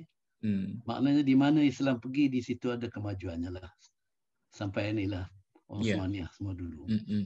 Jadi saya ni baca juga buku yang disebut oleh Dato' Nakha'i, Pak Ya tadi semua tu, maknanya mengenai dengan konsep sekarang ni menjauhkan agama daripada pentadbiran agama, daripada negara, daripada politik, daripada pendidikan dan sebagainya. Kalau kita baca tengok Lord Cromer di Mesir dulu, sebelum lagi inilah, dia memesan kepada penjajah Inggeris, jangan mengajar agama dalam sekolah kita akan datang. Bila kita bagi kemerdekaan kepada negara kita, jangan masukkan agama, jangan masukkan tentang pendidikan agama. Jadi kita buat sekolah yang berbentukkan sekularisme. Maknanya agama tu satu perkara yang di luar daripada kehidupan manusia. Itu yang jadi. Dan di kita pun, mana sekolah kerjaan, sekolah orang putih, sekolah apa tu, memang itulah. Jadi sampai sekarang ni saya rasa konsep ini sukar kita nak hapuskan. Sebab kita masih lagi terpengaruh dengan konsep sekularisme ni, mana kita ikut dia. Sebab tu dulu ni nasib baiklah raja-raja, dia buat juga sekolah Idrisiyah lah, sekolah apa Mahmud semua tu. Untuk mengajar agama. Jangan tinggal Muhammadi sama tu. Muhammadi semua ada lah. Semua tu. Semua ada. Jadi maknanya pondok Pak Ya lah. Maknanya sekarang ni kalau tak kerana itu, kita ni memang tak ada sekolah. So dulu ni banyak tak kita anak-anak murid kita di sekolah Melayu tu. Bila dia lulus darjah 5, cikgu besar kata pergi sekolah orang putih lah. Pak dia kata tak boleh, tak usah pergi sekolah orang putih, nak pergi sekolah agama. Pergi sekolah agama, belajar apa semua tu. Lepas tu bila keluar dia tak dapatlah kerja macam orang sekolah orang putih kan. Itu satu daripada taktik yang dibuat oleh pihak sekularisme. Sampai sekarang ni saya rasa seolah-olah kita orang agama ni duduk satu kelompok yang tertentu. Kalau kata pendakwahnya adalah orangnya. Bukan semua. Saya baru ni di surau sini, saya panggil lah doktor sekarang ni yang datang semayang, yang datang belajar agama ni. Banyak. Jadi dia menceritakan tentang ibadat puasa. Kebetulan dia ceramah bulan puasa. Puasa menghilangkan kita punya obesity. Dia cerita. Orang tu kata macam mana kami makan banyak malam, semua makan macam biasa. Dia kata itulah. Maknanya Tuhan wajibkan puasa ni sebulan dalam masa setahun. Kalau kita yang paling banyak obesity sekarang ni Malaysia lah. Yang gemuk. Jadi dia kata puasa menghilangkan obesity. Puasa dia pun tahu mengajar kita beramanah. Kalau kita duduk seorang dalam bilik pun kita tak makan, tak minum. Puasa mengajarkan kita ni bertakap betul. Tengok dalam jaga time management. Kalau tak buka puasa tu, dia tengok dalam berapa minit, lagi seminit, 1 second pun kita kira. Jadi maknanya dia ni menceritakan tentang apa yang dia tahu. Jadi sebab itu dalam dakwah ni kita boleh bagi siapa-siapa saja. Man ahyan nasa faqad nama ahyan nasa jami'an kan. apa tu ayat Quran tu. Jadi dia sebut semua dan lagi sekali kami panggil ada seorang itu dia dalam bidang IT. Ya. Information technology. Dia kata Islam ni memang betul. Daripada awal dia dulu Tuhan dah sebut waja'ala lakum sam'a wal absara wal afidah. Mula-mula Tuhan jadikan apa? Pendengaran. Lepas tu kita ni kalau ada orang beranak orang apa tu kita pergi azan ataupun kita khamat dah kan kalau perempuan lelaki. Sebab dia dengar dah. Dia keluar tu Wallahu akhrajakum min butuni ummahatikum la ta'lamuna syai'an. Wa ja'ala lakum as-sam'a wal absar wal afidah. Maknanya kalau ICT dia bukan ikan celup tepung. Kalau orang Terengganu kata ikan celup tepung ICT ni. Betul. Information Communication Technology ni sebenarnya Quran. Cuba kita baca dalam Quran berapa kali Tuhan sebutkan. Pernah tak ada sebut basar dulu? As-sam'a wal absar wal afidah. Kita ni mula-mula sekali kita visual. Kita audio. Nak nyanyi tu kan. Dalam pendidikan macam tu sebut ya. Kena duk pusing tu pendidikan lah semua ni. Ya. Daripada pendengaran kita tingkat penglihatan. Ya. Tengok TV. Lepas tu kepada hati nurani, akal fikiran yang baik, kita ada ICT dan komputer dan sebagainya. Jadi maknanya dalam Quran ni dah banyak sebut dah tentang perkara ni. Sebut tentang angka. Kalau orang mati tinggalkan apa tu nak bagi faraid. Ada yang setengah, 1/8, 2/4, 2/3. Dah sebut dalam Quran pun. Dan sebut tentang zakat. Setiap sekali aqimus solah wa atau zakat. Jadi maknanya ekonomi apa semua tu dah ada dalam Quran. Yang itu sebab tu tadi Syekh Azhar dalam tafsir tadi yang saya sebut tu. Dia kata nabak ma qablana tu dah ada dah. Man qablana. Tapi hukum ma bainana ni kita kurang. Apa yang patut ada sekarang ni. Kita sekarang kalau bagi dakwah bagi apa kita tak cerita tentang perkara yang patut dia. Yalah dalam keadaan sekarang banyak benda yang kena buat kan. Tidak tak jadilah SOP sampai orang langgar piduk bawa dadah. Sikit ke? Bawa dadah tu maknanya mencari untung dan merosakkan generasi yang akan datang. Tak ada conscience. Tak ada integriti lah. Saya duk kerja integriti ni. Kita tak sebut dia sebagai jangan. Integriti tadi tu. Integriti itu macam ihsan. Anta'budullah ka'annaka tarahu fa illam takun tarahu fa innahu yarak. Jadi pada saya memang betul lah apa yang dah khair Pak Yang semua tadi itu buat saya semua tu tadi maknanya kita kena tentukan yang dakwah ni apa skop dia. Bukan dia nak pergi mengajar tentang agama. Daripada mengajar agama memang fuqaha kita banyak dah. Bukan dia hanya nak menceritakan tentang apa yang akan berlaku di hari akhirat. Untuk kita nak masuk neraka, masuk syurga tu memang kita tahu. Itu kena peringat. Itu asas. Itu nombor satu. Tapi dia kena tahu nak jaga orang, nak jaga jiran, infak, nak jaga orang miskin. Tuhan sebut kan? Tuhan sebut wa'idu lahum mastata'tum min quwwah. Maka kita nak berperang. Kita kena sedia dengan senjata yang kuat. Semayang dalam masa perang pun boleh semayang ikut imam depan belakang bangun pegang senjata. Jadi nak kata vaksin tu tak betul sahabat itu Tuhan jaga kita lah. Jadi boleh lah. Tapi maknanya benda-benda ni banyak yang kita kena dakwah. Sebab itu saya kata, kita teruskan dakwah dengan perkara-perkara akhirat. Dan kita teruskan dakwah dengan perkara yang Nabi-Nabi dah lakukan dulu. Dan kita teruskan dakwah yang paling banyak tentang sekarang ni. Okey? Jadi saya ni cakap ikut sempat gitu je lah. Cantik. Kata dia santai-santai ni santai lah ni. Saya kira santai lah. Ini temu. Saya pernah pergi ke World Conference Parliament World of Religion yang diadakan di Chicago masa saya dengan Hakim dulu. Dia orang kata buat apa nak pergi persidangan agama-agama tu nak buat apa, dia orang agama tak betul semua. Saya kata tak apalah kita pergi tengok. Rupanya dalam tu dia sebut bila kita sebut jangan mencuri, jangan tipu, jangan cakap bohong. Dia kata ni dalam Islam. Islam. Islam banyak agama-agama, ajaran agama yang universal. Jadi kita kena share the universal values. Mana universal values ni kita kena share. Yang ni Islam memang ada. Tak boleh bunuh orang, tak boleh apa. Sekarang tengok New Zealand macam mana dengan agama Islam. India itu pun dia suruh orang Islam tolong berdoa, dia dah mati banyak. Di mana boleh azan di Holland ke apa boleh azan dah. Jadi maknanya Sebab tu saya kata tadi Tok Mo, kita ni kena bawa Islam ni keluar sampai masuk dalam masyarakat yang sekarang. Siapa nak bawa? Rasul dah tak ada.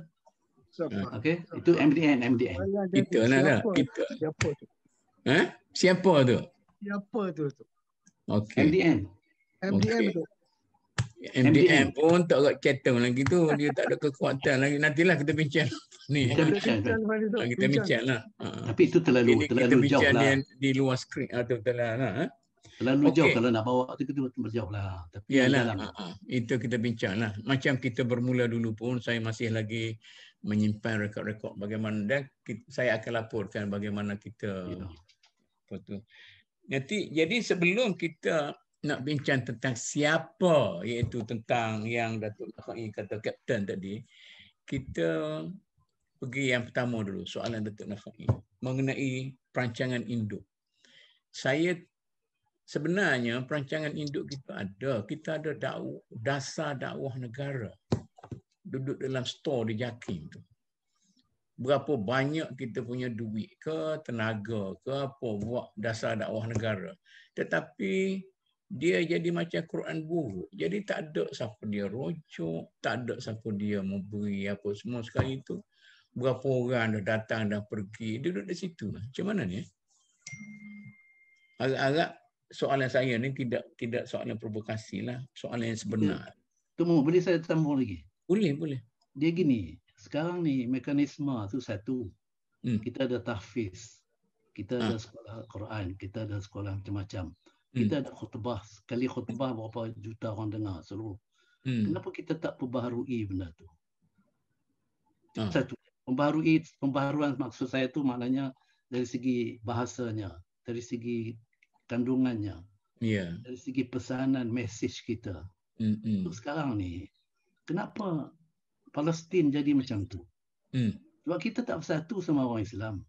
Dan kita menyokong itu dalam politik yang antarabangsa yang berat. Saya pernah duduk sana. Ini cerita pengalaman saya masa saya duduk di Saudi, jadi duta sana. Tiba-tiba orang diplomatik kata sebenarnya kita boleh tengok Islam yang agak model lah. Modern dan jadi model lah. Turki dan Malaysia dia kata sebab dia orang tu mengamalkan dasar teknologi dia ada, ilmu agama dia ada. Sebab di Morocco dia kata ada bagian universiti, agama jadi satu kuliah sajalah. Jadi yang tu je yang pakai tudung perempuan semua, yang lain tak. Dulu pun masa nak ditubuhkan, sebenarnya saya pun dengan UKM ni ada sikit pergeseran lah. Nak tubuhkan jabatan dakwah. Saya kata dakwah ni kena mengajar untuk semua, tak perlukan jabatan. Sebab dakwah ni tugas orang semua. Jadi tapi tak apalah bertumbuh jabatan tu untuk dapat metodologi macam Pak Yah kata tadi tu, macam mana cara dia menyampaikan. Kalau dia cakap kasar-kasar ke orang pun tak boleh juga. Jadi kita ingat macam tu, kalau kita boleh buat satu strategi sekarang ni, kita kaji Al-Quran tu apa benda ada. Matematik ada, sains ada. Dulu ni tahun 77 baru dia orang buat Muslim World Conference tu yang di Mekah. Dan hasil daripada integrasi knowledge tu lah, mana integrated knowledge tu, ilmu itu kena diintegrasikan. Jadi kita buat kuliah law dengan kuliah ekonomi mula-mula kan. Kita minta Saudi kata this is not Islamic University. Macam mana kami nak bagi, dia tak mau jadi pelajar. Jadi maknanya pada dia Azhar tu memanglah kita setuju. Azhar apa semua tu memang betul-betul dia ada. Kalau tak ada dia masalah. Tapi yang kita sekarang ni nak integrated knowledge tu, dalam ekonomi dia belajar ekonomi Islam, dia belajar ekonomi Madani ni lah. Dalam undang-undang pun masa tu Prof. Ahmad Ibrahim alhamdulillah faham. Jadi benda-benda macam ni baru sedar tahun 77 yang buat universiti kita dengan Islamabad. Islamabad tu dia tak ada duit, dia dah tutup, tinggal kita. Kita tak tahulah sekarang ni mana jalan elok. Kita pun miskin je ni. Makin. Bagi orang lain. Okeylah. Siapa ni nak sambut lagi? Saya tentang dasar dakwah. Dasar tu okeylah kan, dasar dakwah. Dalam dasar itu di mana dia letak dakwah? Adakah dia meletakkan dakwah itu hanya kerja-kerja sampingan pinggir? Jadi tidak penting. Apabila tidak penting, tidak laksanakan. Benda Ya. tak penting. Hanya Tapi namun itu dasar dakwah negara. Sekarang ini pula ada dasar tahfidz negara. Yalah, tapi di mana dia letak dakwah tu? Kita banyak Kita kena buat lah. Kita kena buat lah. Ini yang penting ya, yang penting. Kita banyak institusi yang melaksanakan. Jakimnya, Yadibnya, macam-macam ekonomi. Tetapi rujukan mereka di mana?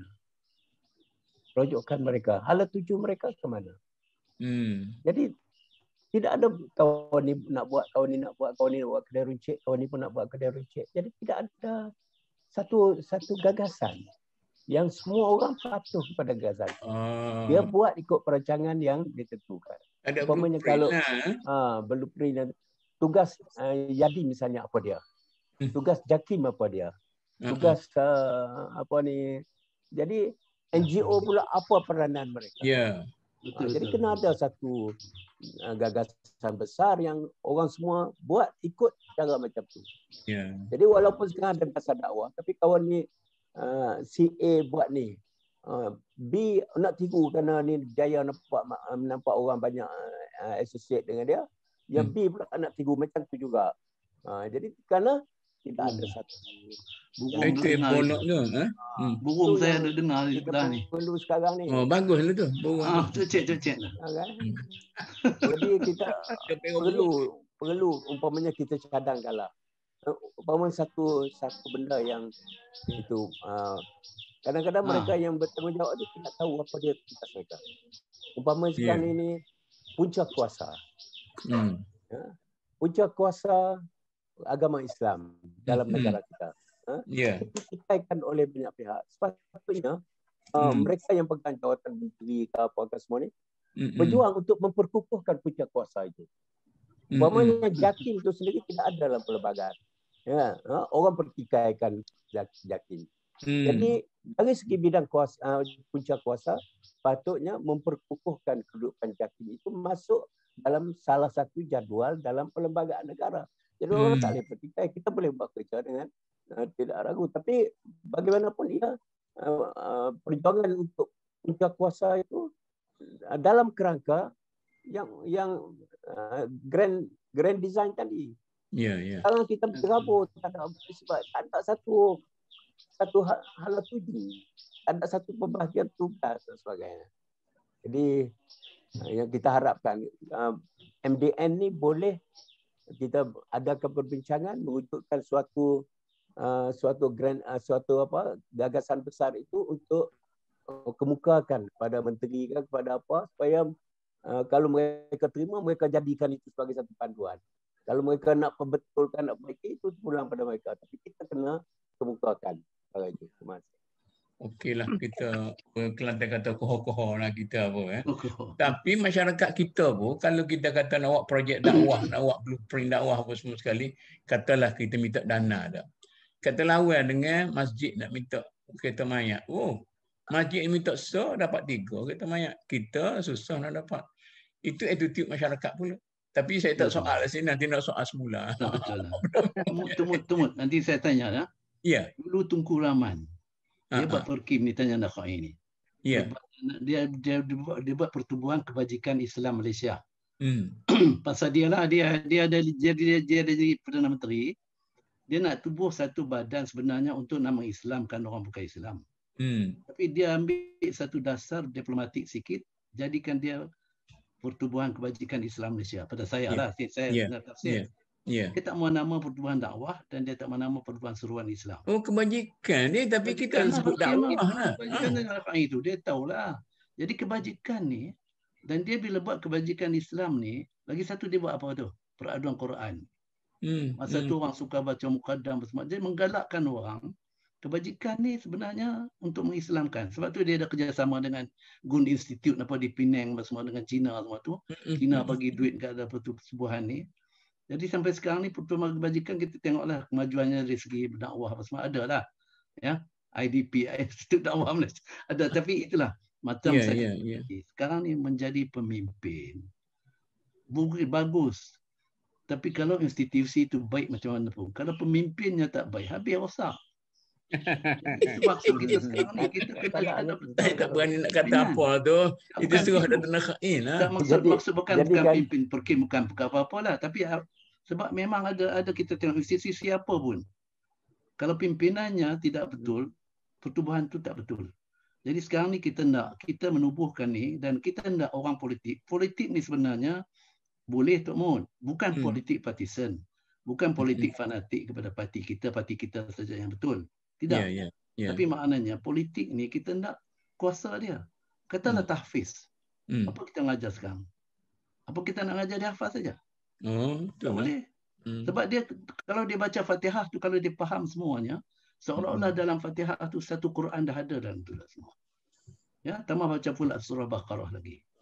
Jadi dia kena hafal dan dia kena tadabbur apa semua tu, dia kena faham. Itu kita kena ubah. Zaman dah berubah. Kemudian yang lain-lain begitu juga. Jadi maknanya sekarang ni, apa-apa sekalipun, kita kena ikut zaman sekarang ni. Sebab tu kita perlu bawa agama ni, bukan hanya yang dulu. Lifat mat. Itu tak apalah, kita ingat lah. Tapi Quran tak lah. Mana apa yang Nabi cerita tu, semua benda tu ada sekarang. Tapi yang akan datang kita cerita. Jadi sekarang ni kita banyak menceritakan apa yang akan berlaku selepas kiamat. Itu bagus. Mari peringatan. Apa yang berlaku pada zaman Nabi, bagus. Nabi Nuh berapa orang saja ikut dia. Jadi sekarang ni kita nak cerita hukmu ma bainana. Tapi saya tak nak balik ke Datuk Nakhain, takut berlagu ngayuh pula. Macam mana nak? Datuk Nakhain nak komen ke soalan? Dia setuju. Saya setuju dengan dia. Setuju Okey. Cuma saya tentang tanggungjawab soal yang besar sekarang, orang-orang Islam terutama yang megang tampuk kepimpinan. Dia tahu tanggungjawab dia sebagai ini yang apa tanggungjawab dia sebenarnya. Dia duduk sebagai pensyarah, dia tahu tanggungjawab dia. Dia duduk sebagai menteri, tahu tanggungjawab. Tapi sekarang ni KPI dia lebih besarnya. KPI, tapi saya dengar perbahasan di dalam Parlimen Singapura. Mana orang Perdana Menteri dia kata, ada timbul Perdana Menteri dia kata, seorang menteri harus tahu tentang jabatan-jabatan di bawah dia. Memahami betul-betul. Semua sekali. Dia kena tahu. Kerana dia adalah orang yang akan buat keputusan. Buat keputusan dan merangka hala tuju ke depan. Macam mana. Jadi kalau dia tidak tahu apa kementerian dia, apa fungsi setiapnya, macam mana dia nak pandu ke depan. Jadi kita cadanglah. Saya takut walaupun kita cadang, tapi kita kena buat. Kita cadangkan satu blueprint apa semua sekali. Dia rasa tak penting. Ya, betul. Lepas tu dia letak je. Sambut kita begitu hebatlah, bagus. Tapi dia tak ada rasa tu, dia tak faham pun. Betul. Letak kat situ habis semua. Betul. Satu masalah. Okey, Datuk Zawi. Saya setuju sangat Datuk Nakhain sebut dari sudut yakin dan sebagainya. Sebab ramai pemimpin dia tahu. Mereka tahu tapi mereka tak mahu. Jadi itu Datuk Zawi nak masuk calon tu. Datuk, saya rasa ada tiga. Yang pertama tahu, yang kedua mahu, yang ketiga mampu. Mampu tu mampu. Ramai orang dia tahu tapi dia tak mau. Saya tahu tapi saya tak mau. Contohnya saya tahu sembahyang tu wajib, saya tahu tapi saya tak mau. Sebab apa? Tahu ni ilmu. Mahu tu iman. Sebab tu saya suka Datuk Ismail sebut tadi, UIA dia integratekan antara reveal knowledge dengan acquired knowledge. Kalau reveal knowledge ialah wa ma khalaqtul jinna wal insa illa liya'budun, nak jadi hamba Allah. Kalau acquired knowledge, ilmu alat, inni ja'ilun fil ardi khalifah. So bila gabungan hamba dengan khalifah tu, barulah wallazi istamara, barulah boleh makmurkan negeri. Jadi pemimpin kita ramai tahu mahu ni soal iman. Jadi kalau dia tahu, yang kita cadangkan bagi blueprint kat dia, dia tahu. Yang kedua mahu ni kalau dia punya, kalau dia satu lagi dah tahu, macam kita tahu subuh, saya tahu saya mau subuh tapi subuh tak bangun, saya tahu saya mau tapi tak mampu sebab selimut lagi berat. Jadi caranya kita kena ada seorang badan pendesak, desak dia supaya kita sokong dia supaya dia mampu. Sebab kalau JAKIM dia boleh buat berat soal soal halal haram, soal cop JAKIM, dia betul-betul dia serang. Sebenarnya hidup kita bukan nak makan je. Kita lebih penting nak hidup, sebab kita hidup ni yang penting bukan cara mati. Cara mati tu penting, tapi yang lebih penting cara hidup. Bila betul cara hidup, baru betul cara mati. Kalau nak betulkan cara hidup ni, kena betulkan matlamat, kena betulkan. Jadi untuk melaksanakan kuasa yang ada pada dia lah, bagaimana kita ajak dia supaya kuasa ada tu. Kadang-kadang dia orang tak tahu nak guna. Sebab tak ada orang bawah nak push dia, geng-geng klik-klik dia tak ada. Jadi biar kita jadi pendorong. Wallahualam. Okey, Datuk Zakaria. Ni Datuk Zawi ni dah nak jadi orang politik ni cakap ni macam mana ni? Kita atasi masalah asal yang tadi ialah masalah dasar dakwah negara yang sedang tidur dalam perpustakaan tu. Ini Datuk Pengerusi, saya ada keratan surat khabar sewaktu Jamil. Jamil lagi bagus tu. Yalah, Jamil lagi, lagi dua. Melancarkan dasar dakwah negara. Cukup bagus di dalamnya. Tapi jangan sebut orang-orang yang hadir tu ada belakang untuk mak ayah nak khutbah situ. Tahu lah. Kita wayak. Jadi maknanya sekarang ini macam yang dijelaskan oleh Datuk Zawi tadi, kepentingan kita melakukan sesuatu supaya perkara ini berjalan. Yalah. Jadi maknanya sebenarnya katakan dia kata dia kata pengurusan dakwah ni acuan kepada hala tuju pengurusan dakwah di Malaysia dalam bentuk yang lebih jelas matlamatnya. Itu di antara kami kata macam tu, maksud dia lancar. Dalam dasar tu. Pelancaran tu. Ada dalam pelancaran tu dia ambil petik-petik daripada perkara yang objektif dan sebagainya. Jadi maknanya sememangnya perkara ini sudah demikian bagus. Macam jugalah dasar falsafah pendidikan. Kemudian akhirnya tidak diterjemahkan secara yang jelas juga ke dalam kurikulum dan sebagainya. Dalam pengajaran dan sebagainya. Inilah juga perkaranya. Tapi sekurang-kurangnya dalam pendidikan, Penyata Razak ada isi dia sekarang, Rahman Talib ada isi dia sekarang. Tapi penyata Datuk Ma'in, Datuk Nakha'i dalam dasar dakwah negara ada ke? UIA dah. Tapi saya rasa dokumen ini dokumen yang baik. Dari semua dokumen yang boleh diguna pakai dan sesuai untuk nak menimbulkan apa yang ataupun untuk menjalankan apa yang kita bincangkan tadi. Tinggal lagi keperluannya ini perkara-perkara yang dokumen ini mesti digerakkan. Bagaimana yang perlu dilakukan. Itu yang saya rasa lebih penting. Okeylah. Kita nanti MDN buat satu perbincangan tentang menyemak balik dasar dakwah negara ada, kita pakat dengan orang yang apa tu. Datuk Nakha'i pakat dengan Perkim boleh ke Datuk? Ya, insya-Allah. Boleh lah. Kita bincang dulu. Allah, kita bincang. Okey Datuk. Okey. Ada lagi ataupun saya nak boleh beralih pada satu. Saya beralih sikit ya. Orang lain tak apa alih-alih. Lebih kurang sama ajalah. Itulah. Makanya akhir-akhir ni dakwah kita ni sudah menjadi satu wadah selebriti. Ini satu lagi persoalan ya. Jadi apabila dulu dakwah ni duk naik ayat-ayat kutub ni lah, pok-pok ustaz ni tak tahu gapo ni, darat kaki kemutu duk syarah. Tapi bila ada perancangan TV, perancangan apa tu mula-mula sekali tu? Saya masih ingat dalam nama Imam Muda. Tak, mula-mula belum pada Imam Muda tu yang nyanyi-nyanyi tu. Pencetus umat lah. Ada bukan agama ni. Tak. Nyanyi-nyanyi tu. Jadi kita tak nyanyi tak tahu. Kita tak tahulah. TV ni dia kata hak yang tu Maria, maka dia mulalah buat hak agama ni. Fantasia.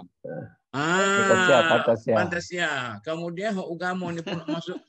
Maka lahirlah bintang dakwah, bintang apa semua macam-macam, nama muda apa semua sekali tu. Jadi setengah orang. Dia kata kita telah melahirkan. Jangan marah anak-anak saya yang menjadi imam muda lah macam apa semua. Kita telah melahirkan para pendakwah yang separuh matang.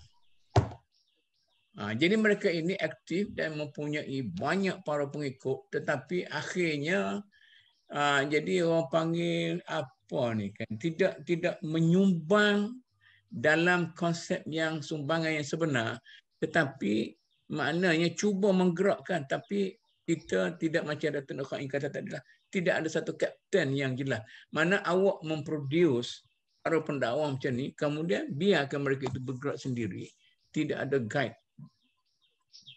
Kemudian negeri itu kata macam ni, negeri itu macam ni. Macam mana ni? Tapi Datuk Mengurusi, apa ni, sebahagian daripada selebriti ni ada daripada kalangan ahli akademik juga. Serupa. Yang tu barangkali tak apa ke? Tak. Yang daripada kumpulan ahli akademik macam apa ini, setengah apa ni mereka ni lah yang menjadi selebriti lah seolahnya apabila acak kali keluar TV dan sebagainya. Yalah, memanglah. Cuma saya ni membawa keluhan daripada masyarakat umum. Semakin lama semakin ketara keluhan masyarakat umum ni. Dia kata mereka ini dia popular, ada tenaga, ada kekuatan, ada kebolehan. Tetapi struktur ke mana mereka nak pergi tu macam dilepaskan begitu sahaja. Itu yang jadi masalah sekarang ni. Jadi saya nak tanya, itu perkembangan positif ke atau negatif? Ya, nanti kejap. Saya cakap gini je. Sebenarnya untuk jadi dakwah ke jadi pemimpin, dia kena ada hikmah. Tu sebabnya tu Nabi Ibrahim berdoa dulu.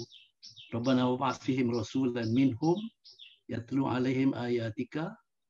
Okey, baca. Wa yu'allimuhumul kitab wal hikmah. Kitab dan kebijaksanaan. Ya. Lepas tu lagi satu membersihkan jiwa dan sebagainya. Ya. Jadi sekarang ni kalau selebriti tu, kalau dia ada hikmah, dia ada intelek, dia apa tu, tak apalah, dia boleh lah sebab dia famous kan. Tapi adakah itu menjadi ukuran tentang selebriti?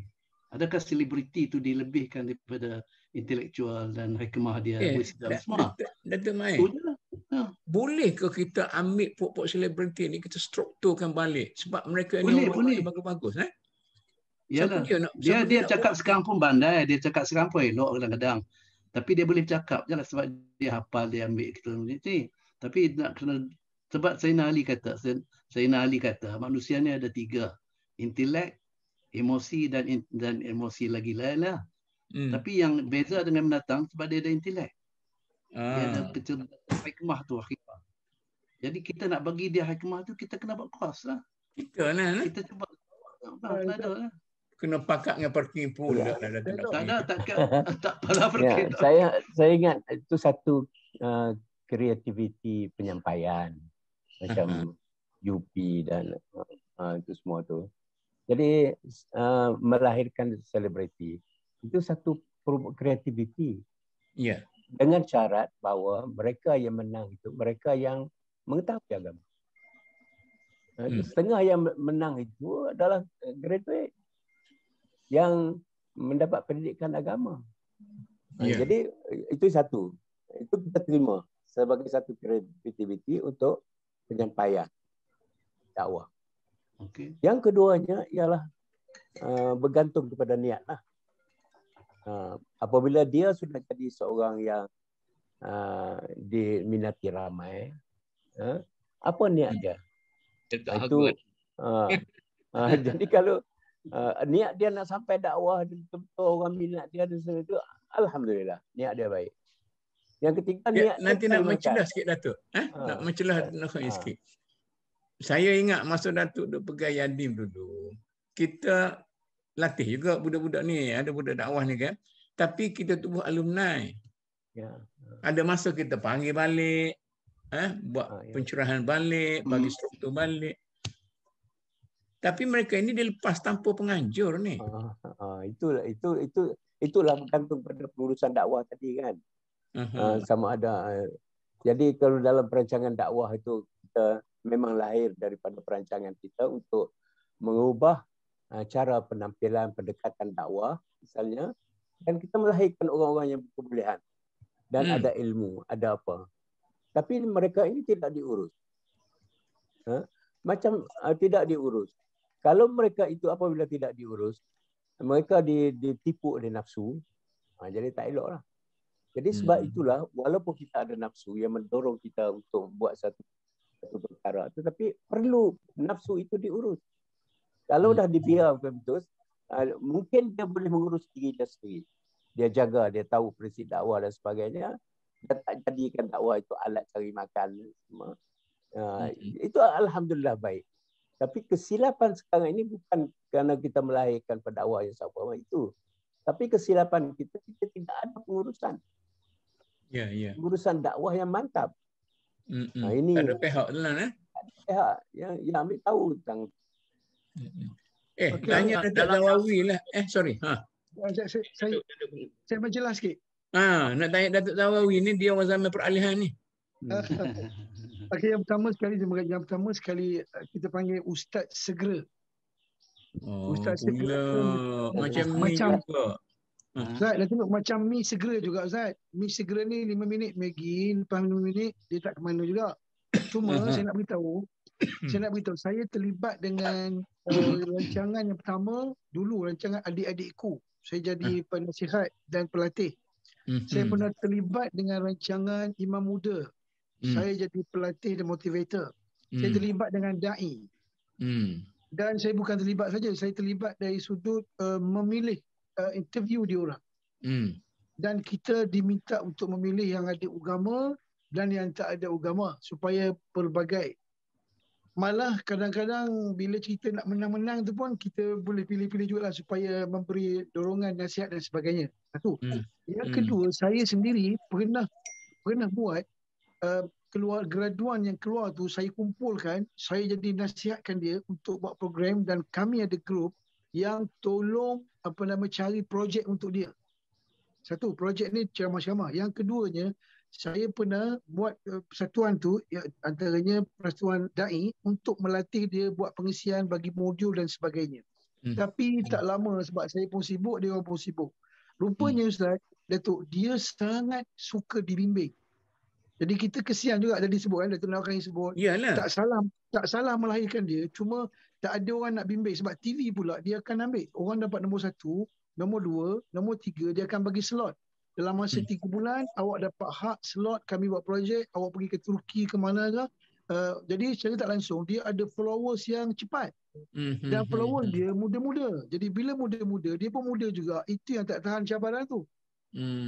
Jadi pula dia tu muda, lepas tu nampak macam ada ilmu, lepas tu nampak baik. Jadi orang sekarang dia suka kepada yang baik-baik, termasuk ustaz. Jadi ustaz-ustaz ni dalam pasaran laku tak laku. Cuma kita tua-tua ni tak berlaku. Kita break sekat tu dulu. Bab laku tu break sekat tu dulu. Satu lagi. Nampak siapa Fasimah kan. Saya tengok soalan yang Datuk bagi ni sangat cantik. Kita boleh kenal. Saya kenal penerbit dekat Astro.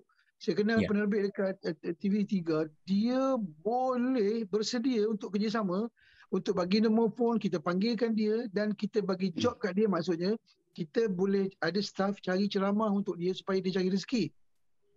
Sebab dalam dakwah tu bukan cari rezeki tapi rezeki datang. Jadi kita bagi peluang. Tak apa tu. Okay. MDN ada rekod mereka ni dengan kita. Kita ada nama-nama tu. Cantik. Lepas tu kita pula saya show, kita ada dalam MDM, saya tahu ada pakar-pakar, kita buat modul. Modul tu kita buat latihan training. Saya ada pengalaman 7 tahun training. Training kami ialah contohnya management of heart. Saya dapat banyak projek. Jadi diorang ni, Datuk Fadilah Khamsah ada, Dr. Sharifah ada, kita boleh buat projek. Kita masuk dalam diam-diam menyelinap untuk bagi kesedaran pada orang. Sebab sebenarnya yang rosak dia ni sebabnya bukan dia tak nak, dia sebab cabaran perempuan hari ni. Sebab dalam dakwah kita perlu bagi benih akar.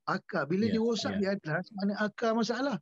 Jadi maknanya perangai dia tu akar, pucuk, daun masalah. Sebab maknanya perangai tak elok tu sebab akar tu lah iman.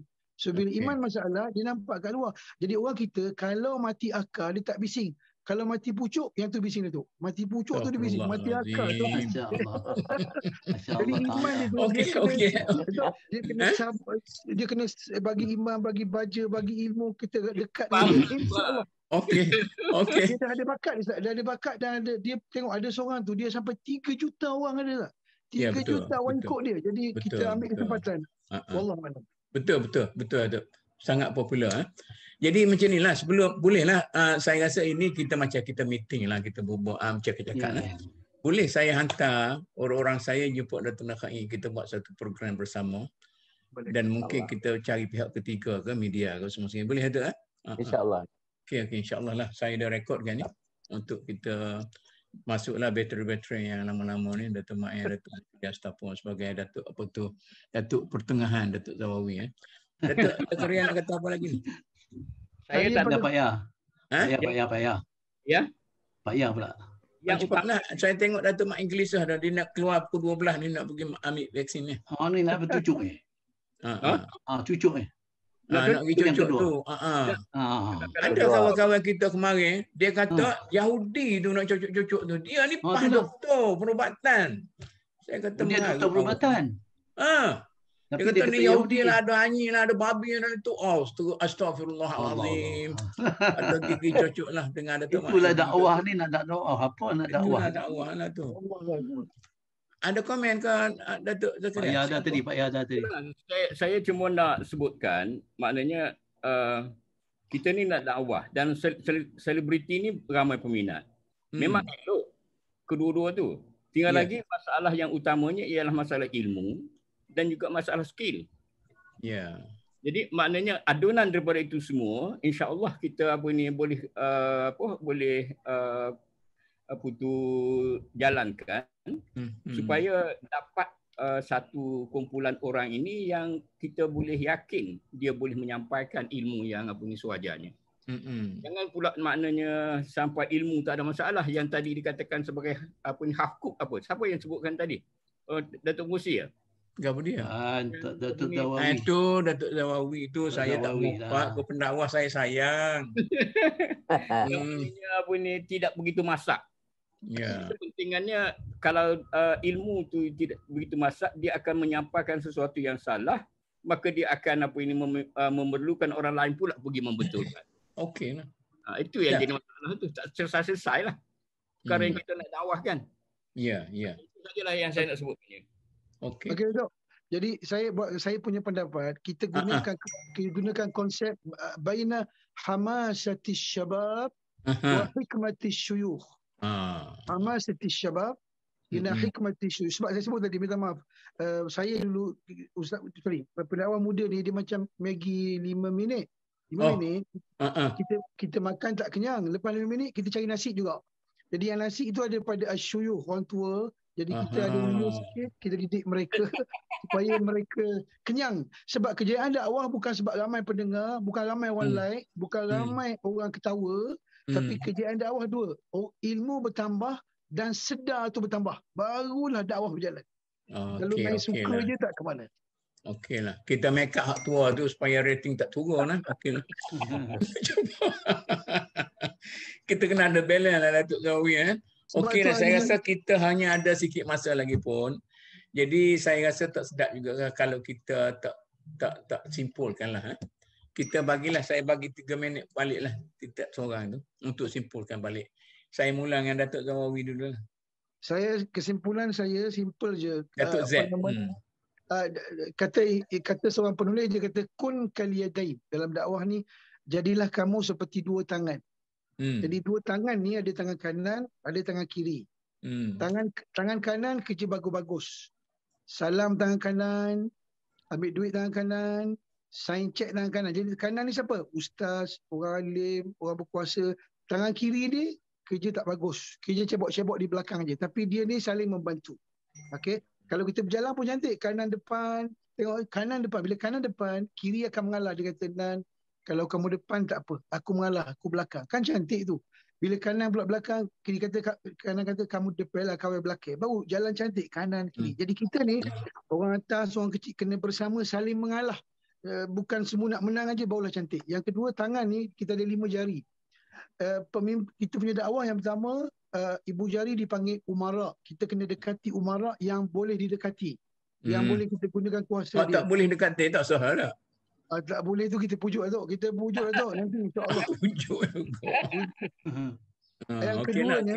Yang keduanya jari telunjuk ni dia panggil aghnia, orang kaya. Cari orang kaya yang suka tunjuk projek-projek. Jadi kalau orang miskin yang main tunjuk, orang miskin kalau tunjuk-tunjuk orang tak nak tengok. Kalau kita tunjuk pun orang tunjuk, apa tunjuk-tunjuk. Tapi kalau orang miskin tunjuk, masjid akan jadi baru, surau bertukar. Jadi cari orang kaya-kaya, korporat dia akan bantu MDM. Yang ketiganya ni, yang tengah ni ulama, umara, aghnia. Ulama ni ramai ulama, depan saya pun ramai ulama. Dia tak ke mana-mana tapi dia berada di mana-mana. Yang jari manis ni pemuda, harapan pemuda, harapan negara orang muda, harapan negara orang muda, harapan dakwah, harapan pemudi pun orang muda juga. Dia tak harap orang tua-tua.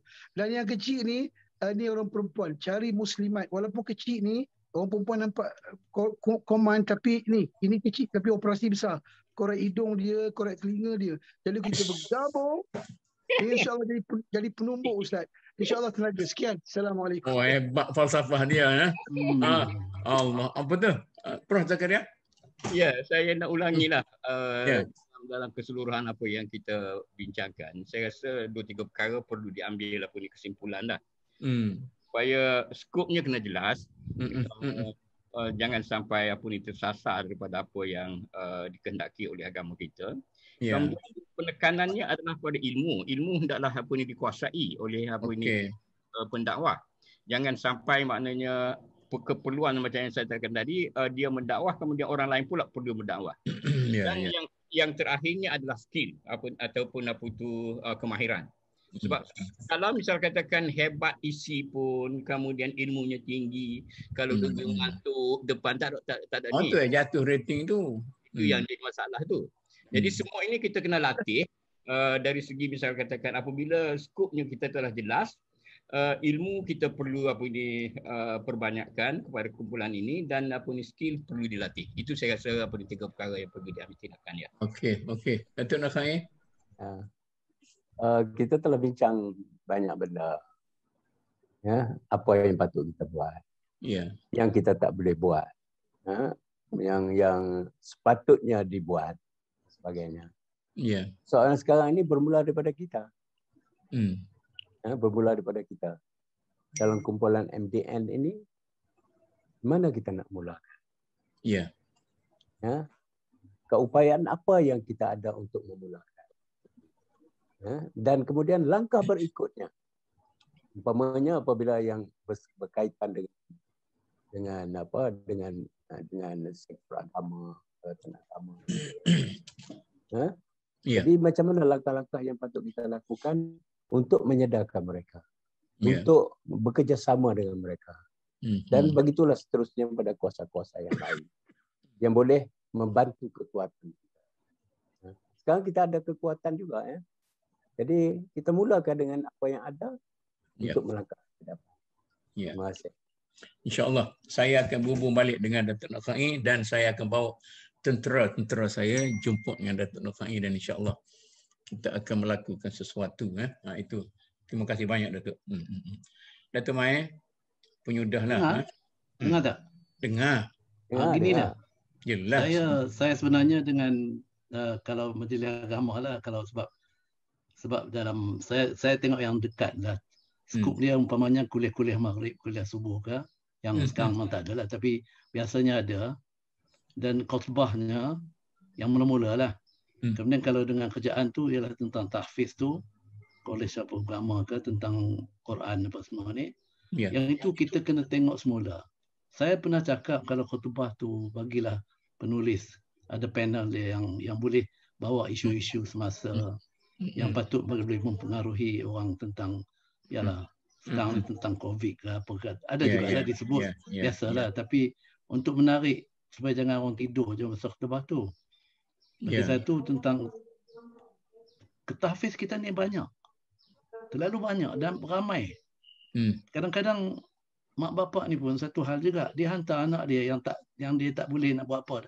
Yang jahat tu dia hantar tahfiz. Geng dia. Jadi di situ jadi masalah. Jadi sekarang ni tahfiz tu apa kita nak tengok dia punya kurikulum macam mana. Macam mana kita, bukanlah sampai nak buat macam UIA tu. UIA tu pun maknanya adalah. Tapi maknanya supaya lebih berkesan untuk mendidik dia menjadi seorang yang intelek, seorang yang beradab, seorang yang mengeluarkan pandangan ilmu yang berhikmah lah. Sebab hikmah ni dalam Quran memanglah hikmat rahmah sekali satu tu. Jadi saya ingat itu kalau kita boleh cadangkan, termasuk kuliah-kuliah maghrib dan subuh tu. Ya. Bukan kita nak kata ibadat tak boleh. Boleh. Ibadat tu asas, basic dalam agama. Tapi benda-benda yang menyentuh kehidupan kita.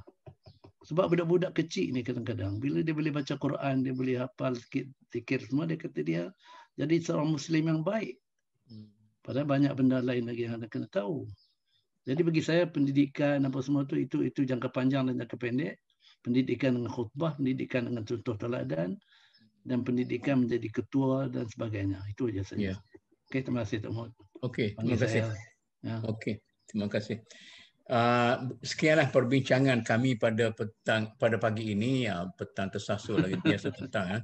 Jadi saya rasa yang berlaku dalam keadaan yang meriah dan secara persaudaraan yang tinggi, dan saya minta maaf lah Datuk Zul, Datuk apa tu Hasan, Datuk apa, sebab kita tak ada saya tak pandai nak apa semua sekali, nak berinteract dengan apa semua sekali itu.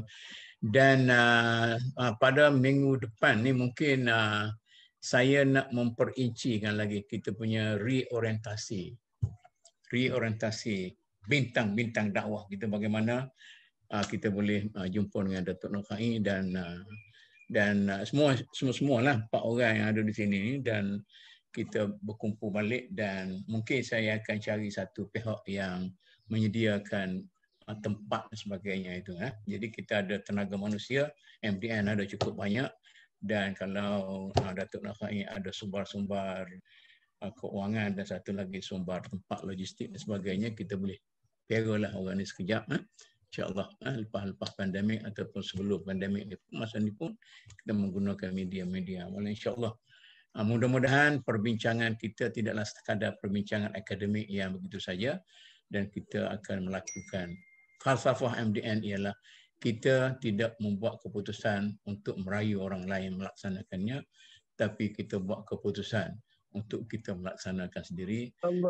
Dan sebenarnya tuan-tuan dan puan-puan, datuk-datuk di sini adalah para pengasas MDN sebenarnya. Dan begitulah. Wabillahi taufik. Wassalamualaikum warahmatullahi wabarakatuh. Waalaikumsalam warahmatullahi wabarakatuh.